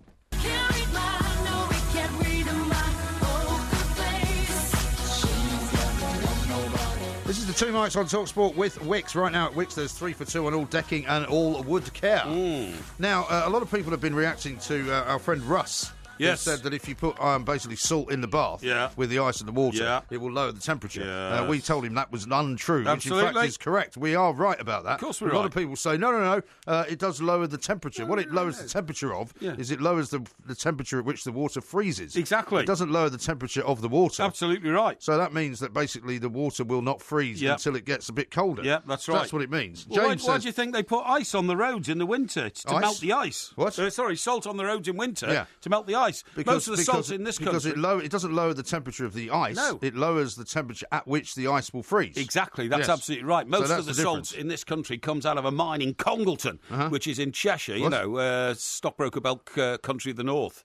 stockbroker belt country of the north. Cheshire. Yeah, I know Cheshire is in some parts It's got this huge wealthy. mine in Congleton where they dig all this salt out. Yeah, but it doesn't all come from there, does it? It does, all of it. Nah, rubbish. It does. It's not Where true. else does it come from then? There's all sorts of places you can get salt from. Like where? There's all sorts of places. Where? Well, you get it from the sea for a start. Hang on, you keep saying all sorts of places. I'm telling you, on the land in this country, what we do is we have this huge mine in Congleton. I understand That's that. where we get our salt rock. Yes, I understand okay? that, but I don't think every single bit of salt that you see on the roads comes from one mine. That's all I'm saying. Old Cromwell's men with their blunderbusses, they used to put salt rock in that. Why? Well, because it would splatter your opponent with... salt? Yeah, that's right. Why yeah. don't they put pepper instead? It'd be more effective. No, you idiot. You're talking about a blunderbuss, right? Yeah. So it has to have weight in the munition that's Yeah, put but in if you it. fired pepper at someone, that would really, Well, pepper wouldn't destabilise go them. more than a foot before it dispersed in the air. Rock salt, which is what they put in. Oh, I see. What you had mean, like it weight was like and- a sort of yeah, that's like right, a like ball ball of salt. bearings or something I like see that. what you meant. And I then thought you meant like close up. No. And then they'd fire at the enemy, and when the salt smashed into your face, not only did it cut you to ribbons, but of course the salt embedded in your blood wound and made it extremely Are you sure about all painful. this? Yeah, to smile. Right. And did that come from this Congleton mine as well? well, it came from anywhere they could get it, but it mostly in Congleton. Yeah. Really? Yeah. Really? Yeah. I don't believe that story. Martin says this, icebergs are made of salt water. The sea can be lower than 0 degrees. Salt keeps the temperature low. Well, that's true. But what we're saying is it does not lower the temperature of the water in the bath. No, hang on. Icebergs are made of fresh water. That's the whole point of them. What? Icebergs are made of fresh Yeah, water. but they sit in salt water, don't they? They sit in salt water, yes, but they are made of fresh water. But the salt water can be colder than 0 degrees, I think is his point. I'm not sure it can. Well, I think it can. I don't think it freezes at 0, because then hang on. otherwise the sea would be frozen, wouldn't it? Well, I've seen the sea frozen, haven't you? No. I have. When? The Great Lakes, they freeze. Great Lakes are not the sea. They are fresh water. Some of them are not. Some of them are not. Well, believe me, I know this. Some of them have access to the sea. Well, one of them does. Also, I've seen Lake Michigan, for example, which has been frozen many times, is enclosed. I have seen pictures of the sea around the coast of America where it's frozen. Really? Yeah. Where? Places like Cape Cod in the Cape winter Cod. and all that kind of stuff, Yeah. okay? Well, I mean, in fact, the sea has been frozen. I've seen Blackpool when the sea has been frozen. Have you? Frozen sea in Blackpool. But they only freeze a little bit, don't they? Yeah, but it still freezes. I mean, the spectacular pictures you can get are to show a wave in mid-curl frozen. Yes. It's brilliant, isn't it? But I think you've seen that at like somewhere like Lake Michigan, because I've seen pictures of that as well. Yes. It is very, very cold indeed. Here's one from James. Says, salt in an ice bucket for champagne keeps the ice colder and therefore chilled as lowers temperature and the ice freezes. Okay, well, that's very instructive to know. Thank you very much So indeed. I guess if you're trying to chill your champagne faster, what you do is you put a little bit of ice in the ice bucket, and it lowers the temperature of the frozen ice. Very good idea. Now then, let me tell you this. Do you think that back on the football scene very soon we will see Louis van Gaal? Louis van Gaal. Well, it's very possible, isn't it? Because he's currently, I think I'm right in saying, unemployed. Yes, it's that's probably right. not the right word to use, but he's, shall we say, he's not occupied at the moment. And he has said in the past that he's not ready to retire from the game completely, right? No. Do you know what the question they're asking in Holland? What is the question? Oranje, wat nu? Oranje boom. No, oranje, wat nu? What's oranje mean? Oranje means like the orange, the national team. Right. And wat nu means what's wrong with you? What's new, pussycat? Yeah. No, what's new? It's you're W-A-T. actually speaking Dutch here? It's Dutch, Oh, I see. W-A-T, a new word, new. Right. So it's oranje, what's new? So if... Is this a Dutch headline? That's a Dutch headline, yeah. Right. So Louis van Gaal comes by, Louis van Gaal, because, of course, what's happened is...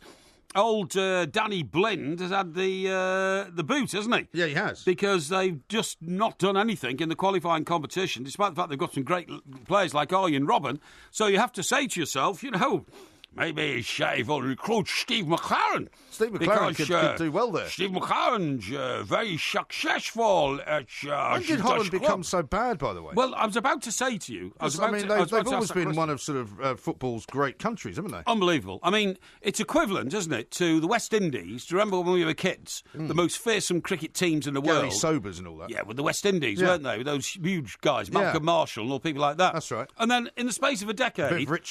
Viv Richards, absolutely. Viv Richards, by the way, nearly killed one of our colleagues, James Lawton, in a rant in the press box once when James Lawton had written something negative about... And Viv Richards ran off the pitch, ran up the slopes of the terraces, ran into the press box with his bat and said, which one's James Lawton?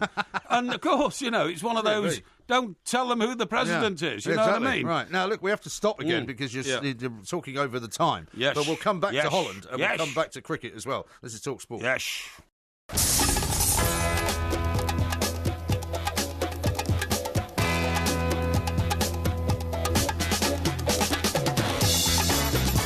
Good afternoon, I'm Mike Graham, he's Mike Parry. You're listening to the Two Mics on Talk Sport. Coming up in this hour, we've got Ask Porky. If you haven't heard it before, what it is a place where you can ask a question, be it about a personal matter, it could be about travel, it could be about sport, it could be about football, it could be about absolutely anything.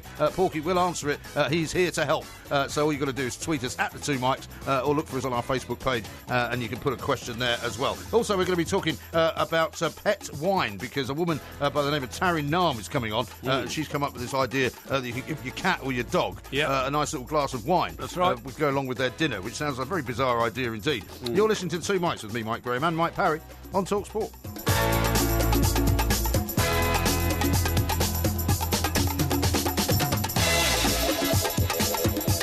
Now, there's quite a lot of people wish to correct you about the salt mine, which is apparently in Winsford, not Congleton. No. I can tell you, I know exactly Dave where says it that. is. Pete says that as well. And Phil says, tell the plank the salt belt is under Middlewich. Yes, that's right. It's on the border between Congleton, Winsford and Middlewich. Is that right? Believe me. It's a big mine. I mean, you're not talking sure here. it is. You're not talking here about a well in your back garden. Right. You're talking about an area the size of something quite substantial underneath the Cheshire countryside. Something quite substantial. Yeah, What, you mean as big as a combine harvester, possibly? No, much bigger than that, mate. I took I went down a salt mine once. Did you? In Austria, when I was on holiday with my parents, right? What did you do that for? Well, it was... How exciting. Well, was this your crazy old father? Yeah, it was, yeah. Hey, kids, today I've got to give you a special treat. I'm taking you down a salt mine. It was quite exciting. To show you what happens if you live in Russia and you upset Mr. Putin. Well, no, it was quite exciting because what happened was you got out of the car in the car park and then you got on a sort of a bus. Yes. And the bus took you to the entrance of the salt mine. Right. Which country was this in? In Austria. I didn't know they had salt mines in Austria. Well, they have salt mines everywhere. Yeah, go on. Where do you think they get the salt from? Yeah, go on. And it was somewhere near Salzburg, I think. And there you go, there's the name, Salzburg. So I presume. Yeah. And you got into and it had like a massive banister, so you had to put on these sort of clothes, which were like sort of overalls, right? Yeah. And then you all had to sit one behind each other. Affected by the salt. No, sit one behind each other, and then you slid all the way down like a massive banister, right? But all together as one group of people. And you got down to the bottom, and it was really quite interesting. And we walked around, and they showed us where the salt came from. How'd you get back up again? And there was a salt. I think it was a lift. Yeah, must have been. And there was a salt lake, and we went on this boat across the salt lake, and it was very cool. The only thing I remember about it mostly, though, is that my mother, who had not handed her handbag in at the start, lost her handbag. Because we were sliding down this thing. Yeah. And everything that was in the handbag, which included the passports, the money, everything that we needed for the holiday, the car keys, everything, Good God. were completely lost. We had to stay there for about 3 hours while they found all this stuff. And they find it? They found it. What, it all spilled out one by one? It all spilled out as we were sliding down this massive banister. You were. Anyway, so that was my salt experience. A few other messages here putting us on the straight and narrow. Yeah. Now, what new, As you were saying in Dutch, What's new means in Dutch, it means what now.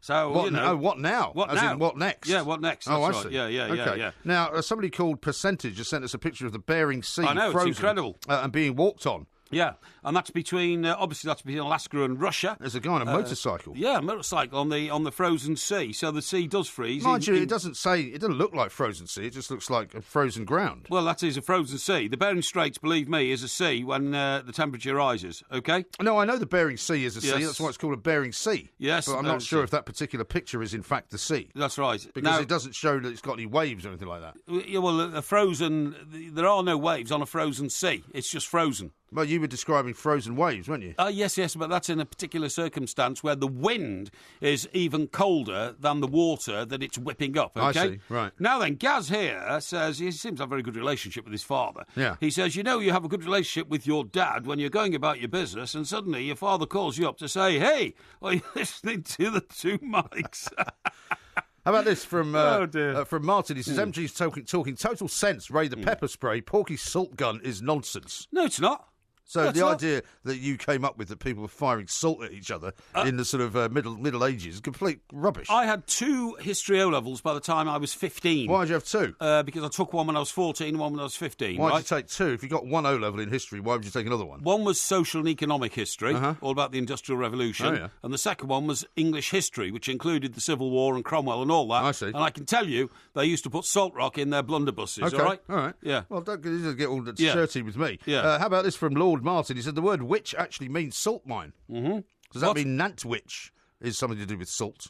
So what word was salt mine? Middlewich? No, witch. W-I-C-H. Oh, I see. So, it would be middle mine. Middle mine? Yes. You mean middle witch? Yeah, but if witch means salt mine, it'd be the middle salt mine. Yeah. And Nantwich would be the northern salt mine. And what would be the southern one then? Sandwich. Maybe. That's down in Kent, though. Yeah, exactly it is, yeah. Now, here's another story. I bet they had a salt mine there. I bet that's why it's called Sandwich. Yeah, well, indeed. Now, here's another story to tempt you away from the world of salt, right, and get you to think about football. Yeah. Thierry Henry wants to be the next boss of the Gunners. Well, I can't see that, you see. Why not? Well, I know at the moment that he is assistant to Roberto Martinez, isn't he, as the Belgian... Yeah, which is kind of weird, isn't it? Why is he an assistant in Belgium? Well, football's a very cosmopolitan and very international game, and very often countries, including England, of course, who've experimented with it a number of times to try and get it right, have taken on a foreign coach. And this country, at huge expense, highest paid coach in the world, it's never worked, so we've gone back to an English coach. But it has worked for some nations, hasn't it? Well, it has. And you can understand why Thierry Henry, if he didn't feel there was an opportunity either in the Premier League or with his national country, France, if Roberto Martinez suddenly comes up and says, look, I've got an opportunity for you, he'd take it, wouldn't he? Well, I suppose so. But, I mean, is he able to be a coach at that level without the badges, as it were? Because my understanding is he's still studying for those, isn't he? Well, I suppose he's learning off Roberto Martinez. But, I mean, look... No, I know, but he can't coach in the Premier League without the badges, can he? Or at least you have to be, at the very least, applying for them. Well, he's got plenty of time to get those. The point I'm making is that once again, you're up against the age-old argument, does a good player necessarily make a good coach? It very rarely happens. No. And although we had this conversation the other day, I seem to remember, and we managed to find a couple of people. I mean, like Koeman was a pretty good player, and he's a pretty good coach. I mean, we've now had Zinedine Zidane. Yes. He's won the Champions League as a player and as a coach. Absolutely true. So there are some. Franz Beckenbauer. Sir Alex Ferguson was a reasonable player before he became. And people always say, Jose Mourinho wasn't much of a footballer, and neither was Arsene Wenger, but they were still players. Yeah. The thing is that no manager in the world would turn down the offer from Thierry Henry to come and have give a helping hand to his strikers, would they? I wouldn't have thought so. Because he's one of the best in the world. But that doesn't make him a coach. That makes him a specialist advisor, helper, call it what you want. By the same token, there are loads of people with coaching badges who would not necessarily inspire anything. But there are some who, just by the fact that they did it so well themselves, would have to be able to help. I mean, if Ian Rush, Ian Rush has been a striker's coach at Liverpool, well, of course you would want to talk to him because, if you'd seen Ian Rush play as often as I have and the way he turned defenders, more particularly Everton defenders, when we played them in cup finals and that sort of thing, you'd want him to be there to tell you how to do it and all that kind of stuff. But that doesn't mean you're a great manager of a group of people. It means that you individually and specifically can tell somebody how to do that particular skill that you've got. Yes, I think that's very true. Yeah. We've got much more coming up, including wine for pets, which is an extraordinary story. We're about to get to that one. Terrific. This is Talk Sport.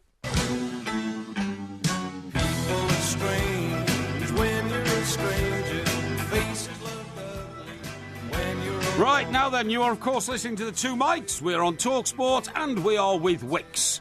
Right now at Wix, there's a 3 for 2 on all decking and all wood care.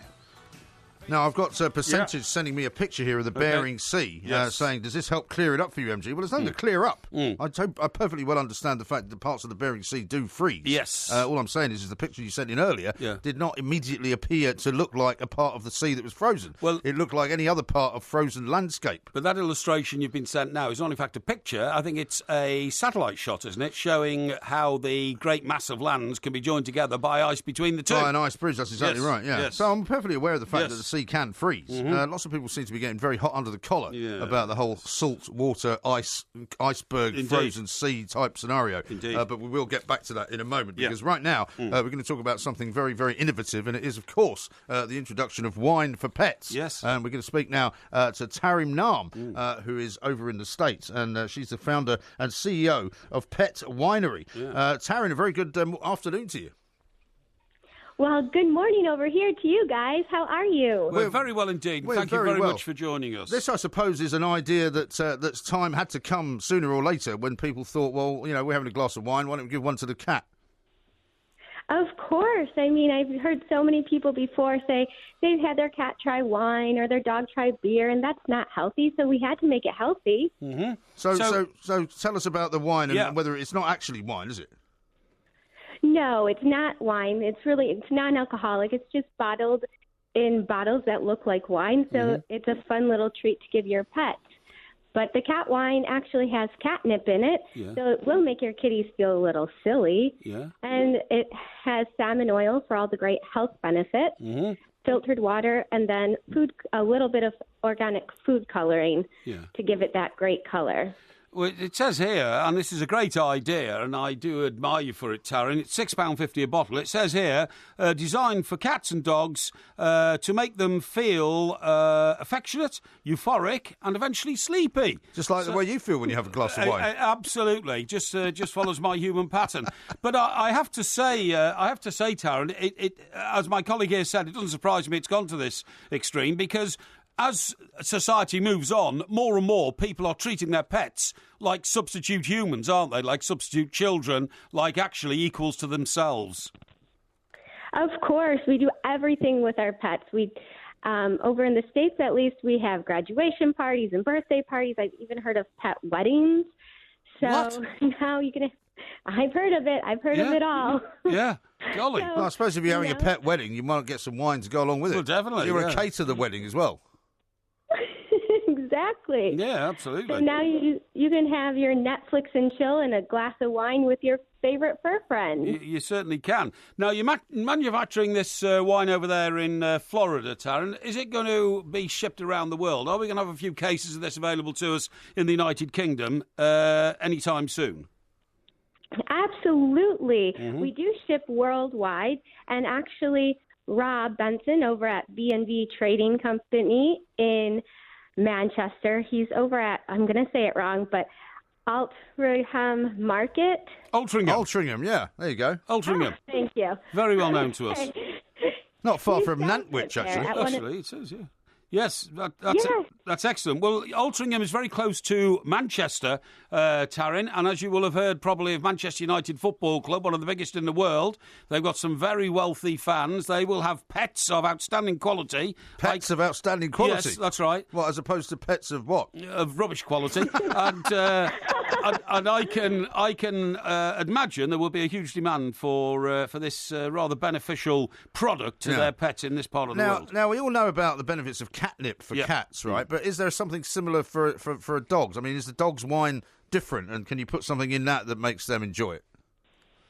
The dog wine is more of just a healthy treat, because I know at least I don't want my dog to be any more hyper.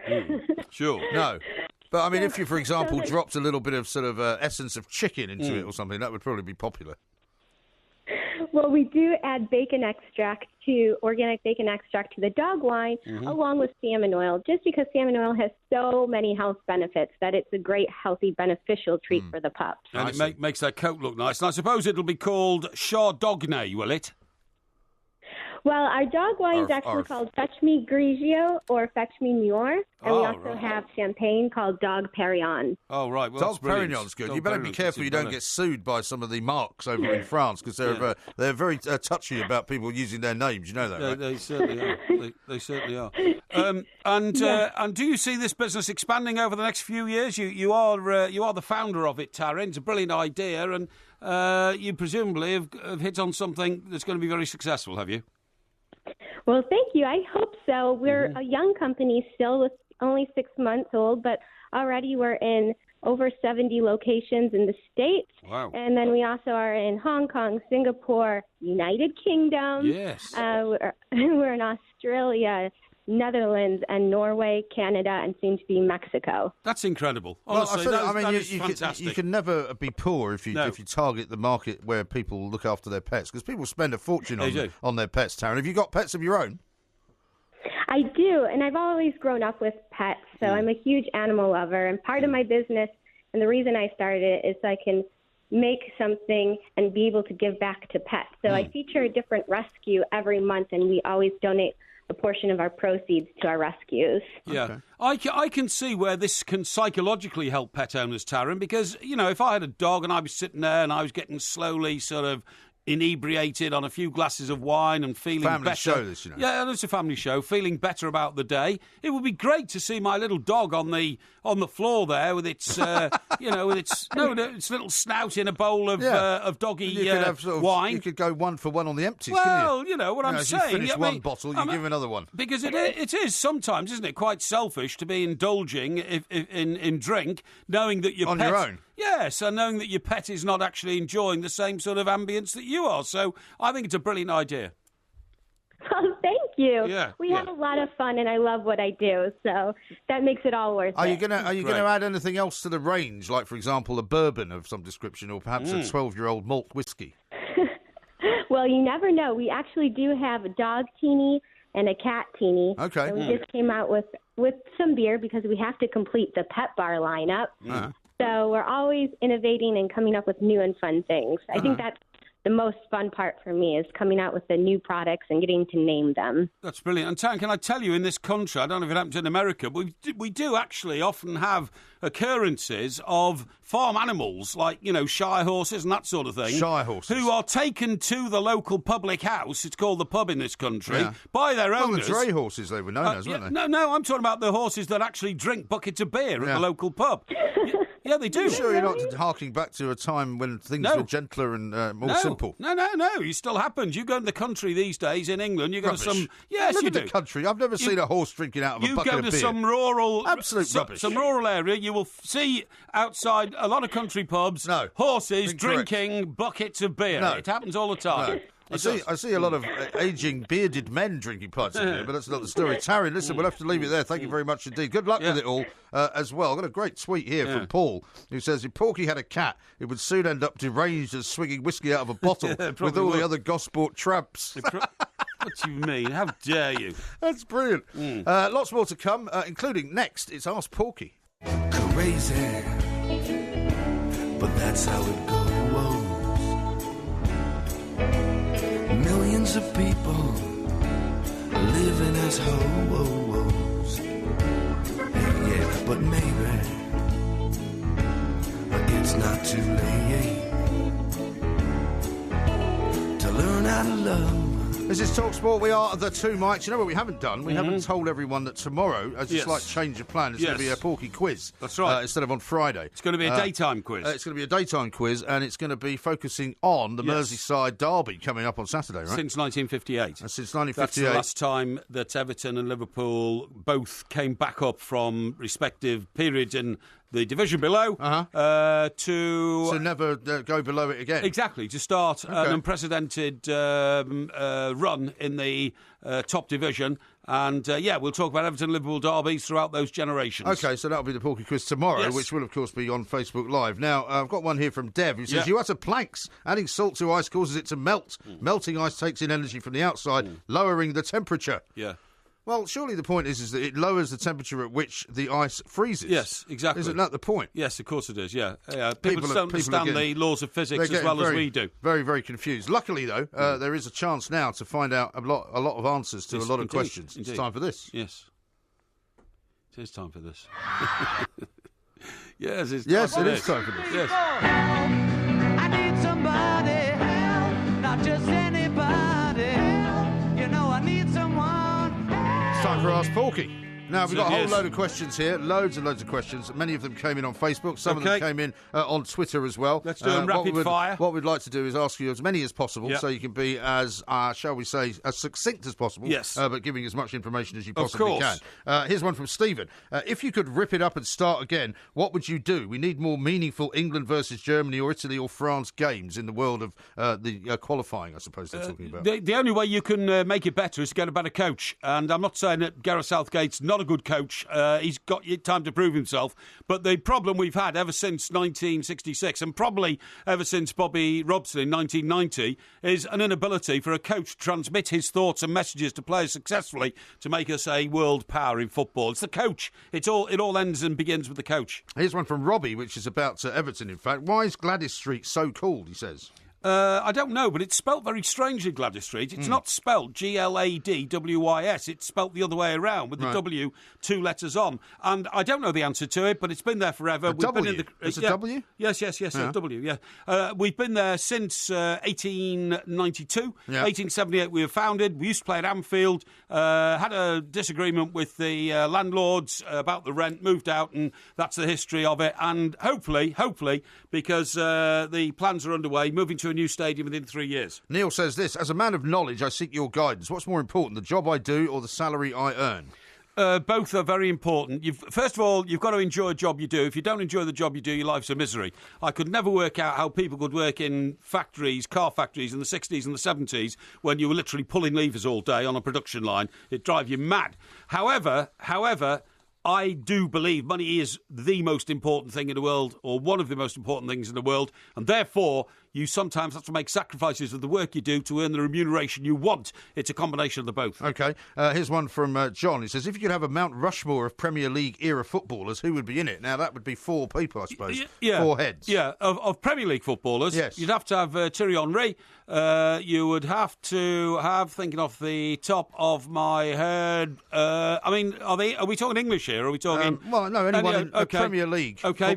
Premier League era footballers. Yeah, OK, Thierry Henry, Bergkamp, both Arsenal players, obviously. Mm-hmm. Maybe Zola. Maybe the great players, Eric Cantona. That's 4. That's 4, but I mean, there are a dozen other candidates. OK. Yeah. Dear Porky says, Stuart, if fish and chips weren't on the menu, what meal would you recommend from Wetherspoons and why?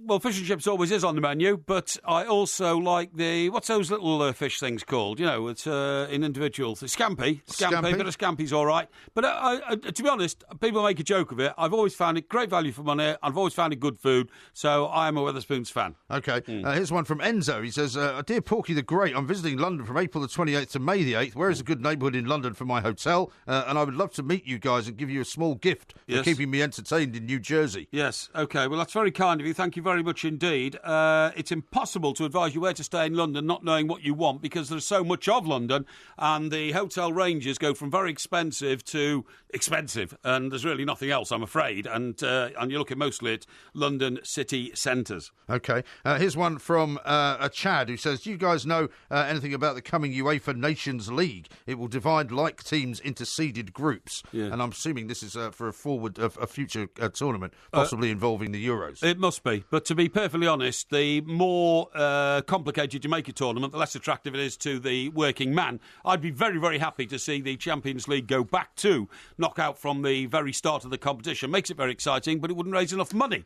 No, true. Nigel says this, would you ever consider having a hair transplant? And if so, would you consider having some of MG's locks? No, I wouldn't consider ever having any of MG's locks, please. They look to me a bit of dishevelled and unruly at times. I might have had a hair transplant if I'd have been losing my hair in my 30s. Quite seriously, it might be, a vanity project then. However, now, I really couldn't care less what people think about what I look like, so the answer's no. Kelly says this, Eden Hazard has conquered France and now England. Would you choose to leave for pastures new if you were him? Well, difficult to say, really, having not had the mentality of a professional footballer. But my belief is always that you should try and maximise your talents in life to get to the very top of whatever profession you're in, and that every man is entitled to improve himself. And if he thinks an improvement is going to another club, then he deserves to be given the opportunity. James says this, Porky, why at the end of TV programmes do they put the date of the show was made in Roman numerals? Just to confuse everybody, I assume. I really don't know the answer to that, but I do know that traditionally certain professions use certain codes of communication.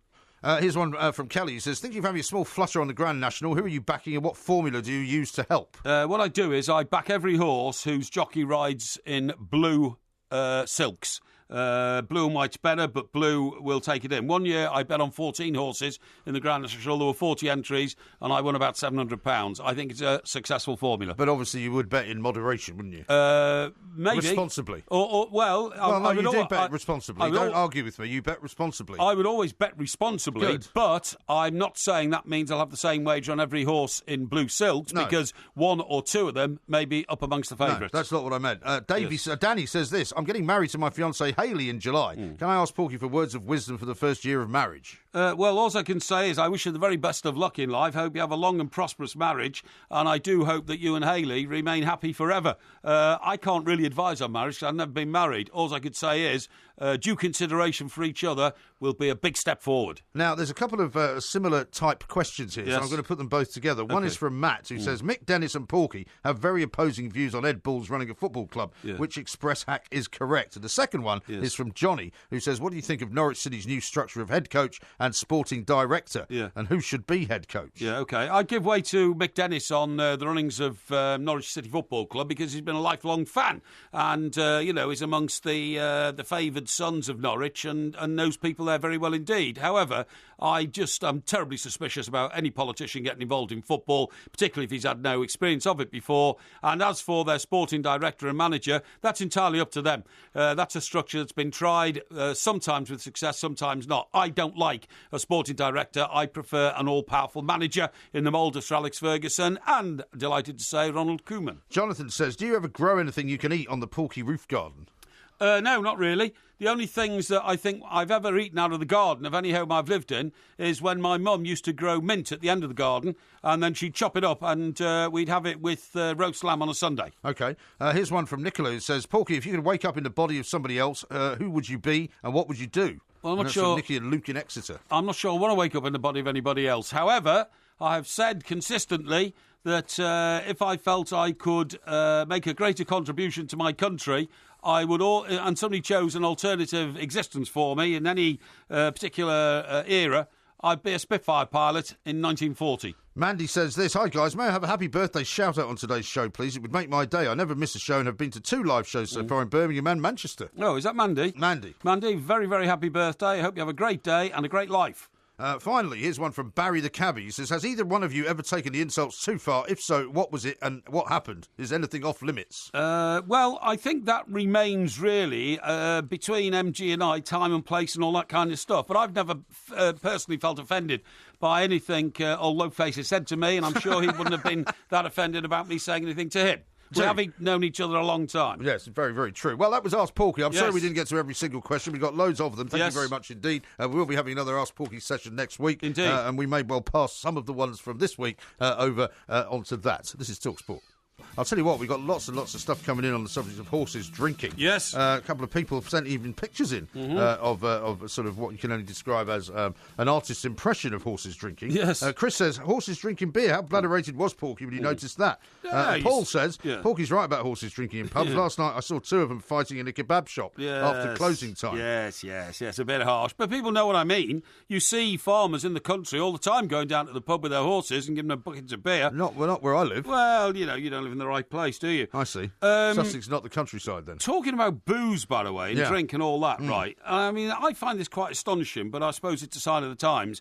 The first no booze aisle in a British supermarket. Oh yeah, they've opened up these areas, haven't they? is opening soon. Tesco's are introducing the no and low alcohol section, following a shift in social habits that has seen so many called millennials try to cut down on booze in a bid for a healthy lifestyle. Oh, yeah. Figures show 27% of those aged 16 to 24 now describe themselves as teetotal. Is that That's right? 1/3 of the population, nearly. Well, why do you look so worried? Well, I just think... It's look on your face. No, I think it's an amazing development. It's an amazing development.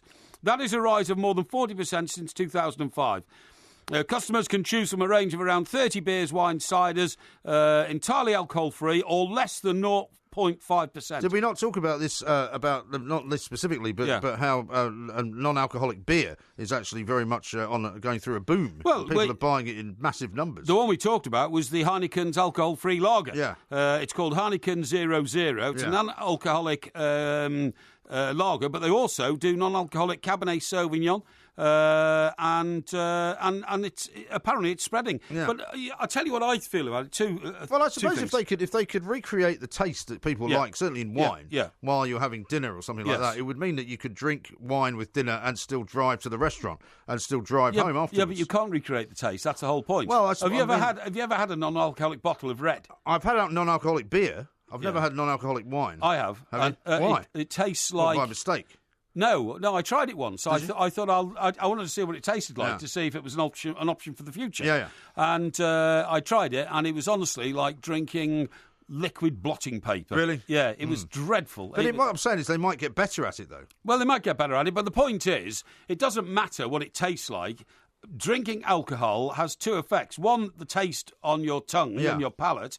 But secondly, the way it changes your thinking or your demeanour or your thought patterns. But that could be accidental, though. You may not do it for that very purpose. No, it's because you are becoming intoxicated, not to a huge extent. Right. A couple of pints, you feel different. You feel livelier and better. But what I'm saying is you can't drive a car. So, I mean, if you live in a part of the country where you have to drive everywhere to get anywhere, you end up not going out, basically. So, I mean, if you could somehow recreate the taste that you'd like to have... Well, get a taxi. Well, yeah, but that's all very, very simple for you to say. But it's not that easy if there's more than one of you, or if it's a family of you, that kind of thing. I never drink and drive because it's hugely socially irresponsible, and therefore I'm able to make arrangements to make sure that but there's only one of you. That's the point. I mean, if you've got there's a family four of you, four, it's cheaper to get a taxi. Well, it's not really. It's not easy to get taxis in every part of the country. Where you live, is relatively, central. It is to southeast England. I mean, if you live, so for example, in a part of rural Wiltshire, I agree. Where I used to live, I agree. Getting a taxi is actually not that easy. In the places, at times like sort of New Year's Eve, and that kind of thing, there's one taxi in the whole town. Is that right? Yeah. Now, in the places I live, I can get to a pub within a maximum of 5 minutes. And I Is that why you live there? No, it's not why I live there. Choose it for that reason. It's not why I live there, but in one of the places I live, there's a pub right opposite where I live. Uh-huh. I walk out my gates, lock them behind me so no undesirables get in, and then can cross the road. Aren't the undesirables across the road in the pub? No, they're nice people. They're good people, and go across the road and go in the pub. So, you'd be mad to even think of taking a car anywhere. But, I mean, when we have, like, for instance, yesterday we had a small libation after the show, right? We did. And the beer we were drinking was 4.5% strength, right? Yes. Now, they're saying that they can produce these things... I was having one that was 5, actually. 5, that's right, you were, yeah. They can produce these things at 0.5%. Now, I can't imagine anybody drinking a pint of fluid that was 0.5%, because why? They might like the you might as taste well of be it. drinking washing up water. Well, maybe the people who drink soft drinks would say the same. I mean, you what's don't wrong with drink that? a pint of lemonade, do you? Some people do in the summer, yeah. When I was a student, right, a long time ago, we used to go out on, say, Saturday night, and we'd always have a designated driver. Yeah. And the guy who was driving would sometimes drink pints of orange juice and lemonade. Yeah, but you see what I'd have done is I said, no, OK, I'm not driving, but it's my responsibility. I'll pay for a taxi for us to go there and back. That's what I'd have done. Yeah, well, that's fine, but that doesn't always work if there's too many of you. Listen, I found something else here. You have to get a minibus. Found something else here. Not that I'm obsessed with drink or anything, but it doesn't sound like it. But I've been sent some information about a device which is called the Saviour of the Slapdash Bon Vivant. Yes. A wine bottle that does not drip. And apparently, what you do is, I'll show you this. You put a groove around the top of the bottle. Oh yeah. In addition to like the normal sort of what we'd call band around the top of the bottle. I see. Yeah. And then the red. It's particularly with red wine. I've noticed that red wine always stains tablecloths. It can do. Yeah. It doesn't drip out of the bottle. I see. It runs back in, so to speak. Okay. I got you. Which is very... It's got sort of a lip, hasn't it? Yes, that's right. Yeah, sort of lip. But I'm not quite sure how that would work on screw-top bottles, because we have a lot of screw-top bottles these days, well, don't we? you just have to have the top of it with I a suppose slightly so, bigger screw-top. I'm not sure. Yeah, but at the same time, you've got to make sure it's sealed from the air outside. It's not one of the biggest problems the world's going to have to deal with over the next few years, is it? Yeah, this was invented You're not by... listening to a word I'm saying, are you? I'm listening, don't worry. I just said it's not one of the biggest problems that we have to worry about solving. Well, I do, because... by the way, have you ever seen... have you ever seen The Time? Have you ever seen red wine taken out of a light-coloured carpet?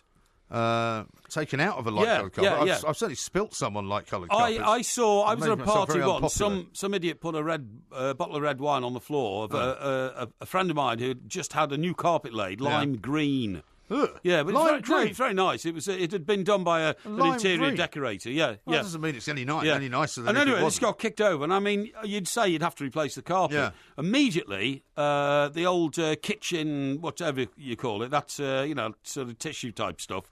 Kitchen, what's it called? Paper towel. Paper towels, yeah, they were all put down, and we all started jumping up and down on them. For the salt again, isn't it? Well, this is it. We all started jumping up and down on them, right? Yeah. And that gets most of the... We have to stop. The show's coming to an end. Yeah, don't worry. And then... I am worried. And then we poured a whole salt cellar of salt on it, and guess what? Half an hour later, not a sign of red wine. This Unbelievable. Salt has got all the way through this show. Now, Unbelievable. This is, of course, the Two Mics on Talk Sport with Wix. Every day we give away a £100 Wix gift card to the best caller, and today's winner is Paul, the Leicester fan, who said it's time that England stopped accommodating players and play the best ones in their positions. Indeed. This is Talk Sport. Indeed. Don't forget to follow the Two Mics at the Two Mics on Twitter and on YouTube.